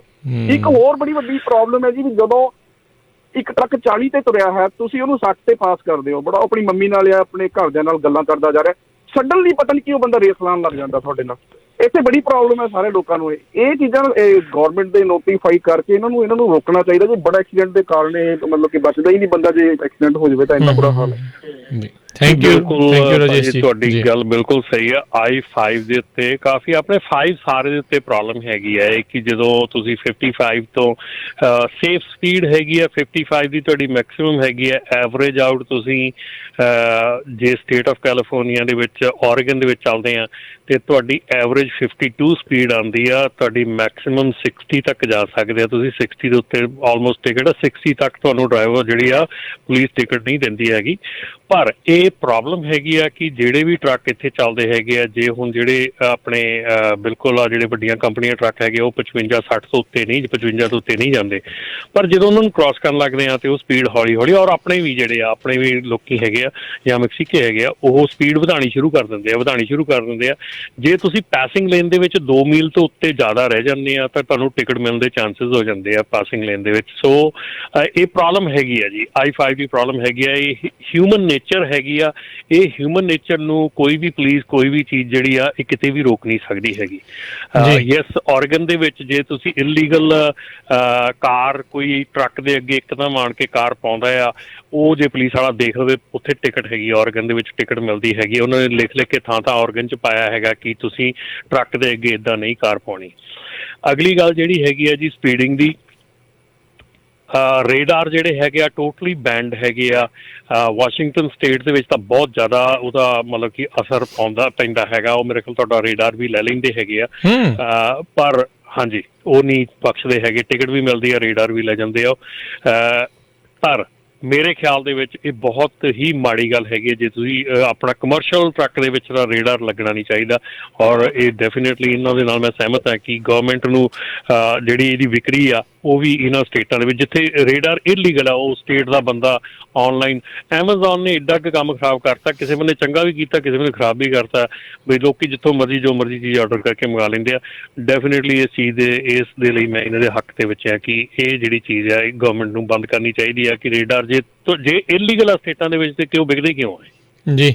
ਤੇ ਜਾਂ ਫਿਰ ਹੁਣ ਦੇਖੋ ਕਹਿਣ ਨੂੰ ਤਾਂ ਇਹ ਵੀ ਹੈਗਾ ਆ ਰਮਨ ਜੀ ਵੀ ਬਹੁਤ ਸਾਰੇ ਸੂਬਿਆਂ 'ਚ ਸਪੀਡ ਇਹਦੇ ਨਾਲੋਂ ਵੀ ਜ਼ਿਆਦਾ ਹੈ, ਜਾਂ ਇੱਥੇ ਵੀ ਤੇਜ਼ ਕਰੋ ਜੇ ਸਾਰੇ ਪਤਾ ਹੀ ਆ ਵੀ ਉਹਨੇ 'ਤੇ ਚੱਲਦੇ ਆ, ਤੇ ਜਾਂ ਉਸ ਲਿਮਿਟ ਨੂੰ ਜਿਹੜਾ ਉੱਤੇ ਕਰੋ ਵੀ ਐਟਲੀਸਟ ਬੰਦੇ ਨੂੰ ਪਤਾ ਹੋਵੇ ਚਲਾਉਣ ਵਾਲੇ ਨੂੰ ਵੀ। ਇਹ ਬਿਲਕੁਲ ਤੁਹਾਡੀ ਸਹੀ ਗੱਲ ਆ। ਕਈ ਵਾਰੀ ਜਦੋਂ ਆਪਾਂ ਆਉਂਦੇ ਆ ਬੇ ਏਰੀਏ ਤੋਂ ਜਾਂ ਇੱਧਰ ਨੂੰ ਆਉਂਦੇ ਜਾਂ ਜਾਂਦੇ ਜਾਂ ਕਿਤੇ ਵੀ ਜਾਂਦੇ ਆ, ਇੱਕ ਟਰੱਕ ਵਾਲਾ ਪਾਸ ਕਰ ਰਿਹਾ ਹੁੰਦਾ, ਪਿੱਛੇ ਗੱਡੀਆਂ ਦੀ ਲਾਈਨ ਲੱਗੀ ਹੁੰਦੀ ਆ, ਦੂਜਾ ਟਰੱਕ ਵਾਲਾ ਜਿਹੜਾ ਉਹ ਪਾਸ ਕਰਦਾ ਹੀ ਰਹਿ ਜਾਂਦਾ ਹੈ। ਕਦੀ ਇੱਕ ਪਾਸ ਕਰਨ ਲੱਗ ਜਾਂਦਾ, ਕਦੀ ਦੋ ਹੁੰਦੇ ਆ, ਤੇ ਪਿੱਛੇ ਬਿਲਕੁਲ ਜਾਮ ਜਿਹੜਾ ਇੱਕ ਹਿਸਾਬ ਦੇ ਨਾਲ ਉਹ ਲੱਗ ਜਾਂਦਾ ਆ। ਹਾਂ, ਤੇ ਕਿਉਂਕਿ ਟਰੱਕ ਨੂੰ ਪਾਸ ਕਰਨਾ ਉਹਨੂੰ ਟਾਈਮ ਬਹੁਤ ਜ਼ਿਆਦਾ ਲੱਗਦਾ ਹੈ ਨਾ, ਉਹ ਗੱਡੀਆਂ ਨੂੰ ਨਿਕਲਦਾ ਨਹੀਂ। ਪ੍ਰੋਬਲਮ ਇਹ ਆ ਕਿ ਸਾਡੀ ਸਟੇਟ ਦੀ ਜਿਹੜੀ ਇਸ ਵੇਲੇ ਪਾਪੂਲੇਸ਼ਨ ਹੈਗੀ ਆ, ਜਿਹੜੀ ਸਪੀਡ ਹੈਗੀ ਆ ਨਾ, ਇਹ ਤੁਹਾਡੀ ਕੋਈ ਫਰੀਵੇ ਦੇ ਹਿਸਾਬ ਨਾਲ ਨਹੀਂ ਗੀ ਜਾਂ ਕਿਸੇ ਹੋਰ ਚੀਜ਼ ਦੇ ਹਿਸਾਬ ਨਾਲ ਨਹੀਂ, ਪਾਪੂਲੇਸ਼ਨ ਦੇ ਹਿਸਾਬ ਨਾਲ ਹੈਗੀ ਆ। ਹੁਣ ਸਾਡੀ ਪਾਪੂਲੇਸ਼ਨ ਸਟੇਟ ਦੀ ਇੰਨੀ ਜ਼ਿਆਦੀ ਆ, ਹੁਣ ਦੇਖੋ ਨਾ ਜੇ ਉਹੀ ਟਰੱਕ ਜਿਹੜੇ 55 ਤੇ ਜਾਂ 60 ਦੇ ਉੱਤੇ ਇੱਕ ਦੂਜੇ ਨੂੰ ਪਾਸ ਕਰ ਰਹੇ ਆ, ਉਹੀ ਟਰੱਕ ਜੇ 80 85 ਤੇ ਇੱਕ ਦੂਜੇ ਨੂੰ ਪਾਸ ਕਰਦੇ ਹੋਣ ਤੇ ਜੇ ਉਹਨਾਂ ਨੂੰ ਮਾੜਾ ਮੋਟਾ ਜਾਂ ਕੋਈ ਪੰਗਾ ਪੈ ਜਾਵੇ ਤੇ ਉਹ ਇੰਨੀ ਭੀੜ ਜਿਹੜੀ ਪਿੱਛੇ ਉਹਦੀ ਕੀ ਬਣੂਗਾ ਉਹਦਾ, ਠੀਕ ਹੈ ਨਾ। ਸੋ ਇਸ ਕਰਕੇ ਜਿਹੜੀ ਸਟੇਟ ਹੈਗੀ ਆ ਇਹਦੀ ਪਾਪੂਲੇਸ਼ਨ ਦੇ ਕਰਕੇ ਇਹਦੀ ਸਪੀਡ ਜਿਹੜੀ ਉਨੀ ਲਿਮਿਟ ਕੀਤੀ ਹੋਈ ਆ, ਇਹਦੀ ਸਪੀਡ ਜਿਹੜੀ ਆ ਉਹ ਕਿਸੇ ਹੋਰ ਰੀਜ਼ਨ ਕਰਕੇ ਨਹੀਂ ਕੀਤੀ ਹੋਈ ਕਿ ਤੇ ਬਾਕੀ ਇਹਦੇ ਜਿਹੜੇ ਫਰੀਵੇਜ਼ ਹੈਗੇ ਦੇ ਟਰਨਸ ਹੈਗੇ ਆ ਉਹ ਕੁਛ ਹੈਗਾ ਉਹਨਾਂ ਦੇ ਕਰਕੇ ਆ। ਹੁਣ ਜੇ ਮਤਲਬ ਕਿ ਸਟੇਟਾਂ ਹੈਗੀਆਂ ਜਿਹਨਾਂ ਹੁਣ ਨਿਊ ਮੈਕਸੀਕੋ ਐਰੀਜ਼ੋਨਾ ਜਿਹਨਾਂ ਵਿੱਚ ਕੋਈ ਰਹਿੰਦਾ ਹੀ ਕੋਈ ਨਹੀਂ ਗਾ, ਇੱਕ ਸ਼ਹਿਰ ਤੋਂ ਦੂਜੇ ਸ਼ਹਿਰ ਤੱਕ 500 ਮੀਲ ਤੱਕ ਕੁਛ ਨਹੀਂ ਆਉਂਦਾ, ਉੱਥੇ ਸਪੀਡ ਹੀ ਹੋਣੀ, ਉੱਥੇ ਹੋਰ ਕੀ ਹੋ ਸਕਦਾ ਬੰਦੇ ਨਹੀਂ। ਫਿਰ ਰਮਨ ਜੀ ਹੁਣ ਟੈਕਸਸ ਦੇ ਵਿੱਚ ਤਾਂ ਆਪਣੇ ਨਾਲੋਂ ਚਲੋ ਪਾਪੂਲੇਸ਼ਨ ਘੱਟ ਆ, 10 ਮਿਲੀਅਨ ਘੱਟ ਆ, 30 ਮਿਲੀਅਨ ਫਿਰ ਵੀ ਬਹੁਤ ਹੁੰਦੀ ਆ, ਉੱਥੇ ਤਾਂ ਸਪੀਡ ਜ਼ਿਆਦਾ ਹੈ ਕਿ ਨਹੀਂ? ਪਰ ਉੱਥੇ ਰਾਜਕਰਨ ਪ੍ਰੋਬਲਮ ਇਹ ਆ ਕਿ ਉੱਥੇ ਕਈ ਜਿਹੜੇ ਫਰੀਵੇਜ਼ ਐਸੇ ਹੈਗੇ ਜਿੱਦਾਂ I-10 ਆ, ਜੇ ਆਪਾਂ I-10 ਨੂੰ ਆਪਾਂ ਐਲਪਾਸੋ ਤੋਂ ਤੁਰ ਪਈਏ ਵੈਨ ਹੌਰਨ ਜਾ ਕੇ, ਵੈਨ ਹੌਰਨ ਜਾਂ ਐਲਪਾਸੋ ਤੋਂ ਵੈਨ ਹੌਰਨ ਆਉਂਦਾ 100 ਮੀਲ ਦੇ 100-150 ਮੀਲ ਤੱਕ, ਵੈਨ ਹੌਰਨ ਤੋਂ ਬਾਅਦ ਸੈਨ ਐਂਟੋਨੀਓ ਤੱਕ ਤੁਸੀਂ ਬੇਸਿਕਲੀ ਐਲਪਾਸੋ ਤੋਂ ਲੈ ਕੇ ਸੈਨ ਐਂਟੋਨੀਓ ਤੱਕ 535 ਮੀਲ ਜਿਹੜੇ ਆ ਉਹ ਉਜਾੜ ਵੀ ਆ ਪਾਣੀ, ਠੀਕ ਹੈ ਨਾ।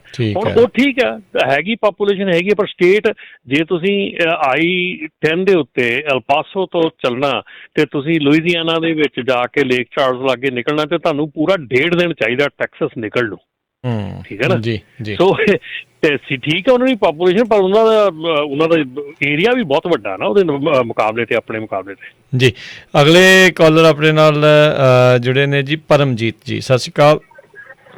ਸਤਿ ਸ਼੍ਰੀ ਅਕਾਲ ਭਾਈ। ਸਤਿ ਸ਼੍ਰੀ ਅਕਾਲ। ਸਤਿ ਸ਼੍ਰੀ ਅਕਾਲ ਭਾਜੀ। ਮੈਂ ਇੱਕ ਦਿਨ ਰਿਪੋਰਟ ਪੜ੍ਹਦਾ ਸੀ, ਇੱਕ ਉਹ 'ਚ ਦੱਸਿਆ ਸੀ ਜਿਹੜੀ ਆਇਲ ਕੰਪਨੀਆਂ ਨੇ ਨਾ ਉਹ ਸਪੀਡ ਹਾਈ ਦੇ ਲਈ ਲੌਬਿੰਗ ਕਰ ਰਹੀਆਂ ਨੇ। ਉਹਦਾ ਕਾਰਨ ਇਹ ਹੈ ਕਿ ਜੇ ਅਸੀਂ 55 ਮਾਈਲ, ਅਸੀਂ ਜਿਵੇਂ ਕੈਲੀਫੋਰਨੀਆ ਲਿਓ, ਮੈਂ ਸਲੋ ਚਲਾ ਕੇ ਰਾਜੀ ਹਾਂ, ਮੈਂ ਇਸੇ ਕਰਕੇ ਛੋਟੇ ਰੂਟ ਰਾਹੀਂ ਜਾਂਦਾ ਕਿਉਂਕਿ ਮੈਨੂੰ ਸਲੋ ਚਲਾਉਣਾ ਚੰਗਾ ਲੱਗਦਾ, ਤੇ ਉੱਥੇ 55 ਦੀ ਸਪੀਡ ਹੁੰਦੀ ਹੈ। ਤੇ ਹਾਈਵੇ ਨੂੰ ਛੱਡ ਕੇ ਮੈਂ 90 ਛੱਡ ਦੇਣਾ, 395 ਛੱਡ ਦੇਣਾ, 25 to 31 ਇਸ ਤਰ੍ਹਾਂ ਜਾਂਦਾ। ਤੇ ਉਹਨਾਂ ਨੇ ਦੱਸਿਆ ਵੀ ਜੇ ਇਹ ਸਪੀਡ 55 ਦੀ ਰਹੇ ਸਾਰੀਆਂ ਸਟੇਟਾਂ ਦੇ ਵਿੱਚ ਤਾਂ ਹਰ ਸਾਲ 2 ਬਿਲੀਅਨ ਗੈਲਨ ਡੀਜ਼ਲ ਦਾ ਯਾਨੀ ਕੰਜੰਪਸ਼ਨ ਘਟਦੀ ਆ। 2 ਬਿਲੀਅਨ ਗੈਲਨ ਦਾ, ਹਾਂਜੀ। ਤੇ ਇਹ ਸਾਰਾ ਕੁਛ ਮਨੀ ਨੂੰ ਲੈ ਕੇ ਆ, ਫੇਸ ਇਸੇ 'ਚ ਆ। ਤੁਸੀਂ ਇਹ ਦੇਖ ਲਓ ਵੀ ਜਿਹੜਾ ਕੈਲੀਫੋਰਨੀਆ ਟਰੱਕ ਚੱਲਦਾ ਉਹਦੀ ਰਿਪੇਅਰ ਟੈਕਸਸ ਵਾਲੇ ਟਰੱਕ ਨਾਲੋਂ ਜਾਂ ਹੋਰਨਾਂ ਸਟੇਟਾਂ ਦੇ ਜਿੱਥੇ ਸਪੀਡ ਹਾਈ ਸਪੀਡ ਜ਼ਿਆਦਾ ਵਾ ਉਹਨਾਂ ਨਾਲੋਂ ਘੱਟ ਹੋਊਗੀ ਜੇ ਉਹ ਵਾਕਈ ਸਹੀ ਸਪੀਡ 'ਤੇ ਚਲਾਉਂਦਾ। ਇਹ ਮੇਰਾ ਆਪਣਾ ਕੱਢਿਆ ਹੋਇਆ, ਯਾਨੀ ਕਿ ਸਾਰਾ ਕੁਛ ਹੈਗਾ ਵਾ, ਜਾਣੀ ਕਿ ਦੇਖਿਆ ਹੋਇਆ ਆਪਣੇ ਹੱਡ ਬੀਤੀ ਆ ਤੁਹਾਡੇ, ਤੁਸੀਂ ਆਪ ਚੈੱਕ ਕੀਤਾ ਹੈ। ਹਾਂਜੀ ਨਾ ਬਿਲਕੁਲ ਜੀ, ਬਿਲਕੁਲ ਸਹੀ ਗੱਲ ਹੈ, ਬਿਲਕੁਲ ਸਹੀ ਗੱਲ ਹੈ। ਜਿਹੜਾ I-5 ਦੇ ਉੱਤੇ ਟਰੱਕ ਚੱਲਦਾ ਹੈਗਾ ਉਹਦੇ ਮੁਕਾਬਲੇ ਤੇ ਜਿਹੜਾ ਕ੍ਰਾਸ ਕੰਟਰੀ ਈਸਟ ਵੈਸਟ ਕਰਦਾ ਹੈਗਾ ਉਹਦਾ ਬਹੁਤ ਜ਼ਿਆਦਾ ਫਰਕ ਹੈਗਾ ਆ। ਉਹਦਾ ਬਹੁਤ ਜ਼ਿਆਦਾ ਰਿਪੇਅਰ ਦਾ ਫਰਕ ਹੈਗਾ, ਟਾਇਰਾਂ ਦਾ ਬਹੁਤ ਫਟਦੇ ਹੈਗੇ ਆ, ਸਾਰਾ ਕੁਛ ਹੁੰਦਾ ਆ। ਹਾਈ ਸਪੀਡ ਤੇ ਤੁਸੀਂ ਦੇਖ ਲਓ, ਇੱਧਰੋਂ ਜਦੋਂ ਆਪਾਂ ਐਰੀਜ਼ੋਨਾ 'ਚ ਵੜ ਜਾਂਦੇ ਉਸ ਤੋਂ ਬਾਅਦ ਟਾਇਰ ਫਟਣ ਦਾ ਸਿਲਸਿਲਾ ਸ਼ੁਰੂ ਹੋ ਜਾਂਦਾ ਹੈ। ਕੈਲੀਫੋਰਨੀਆ ਦੇ ਵਿੱਚ, ਔਰਗਨ ਦੇ ਵਿੱਚ, ਵਾਸ਼ਿੰਗਟਨ ਦੇ I-5 ਦੇ ਉੱਤੇ ਜਿਹੜਾ ਆ ਰਿਪੇਅਰ ਦਾ ਟਰੱਕਾਂ ਦਾ ਬਹੁਤ ਫਰਕ ਪੈ ਜਾਂਦਾ, ਡੀਜ਼ਲ ਦੀ ਮਾਈਲੇਜ ਦਾ ਬਹੁਤ ਫਰਕ ਪੈ ਜਾਂਦਾ। ਡੈਫੀਨੇਟਲੀ ਇਹ ਹੈਗਾ, ਪਰ ਜਿਹੜੀ ਕਹਿ ਲਓ ਇੱਕ ਜਿਹੜੇ ਆਪਣੇ ਇਸ ਵੇਲੇ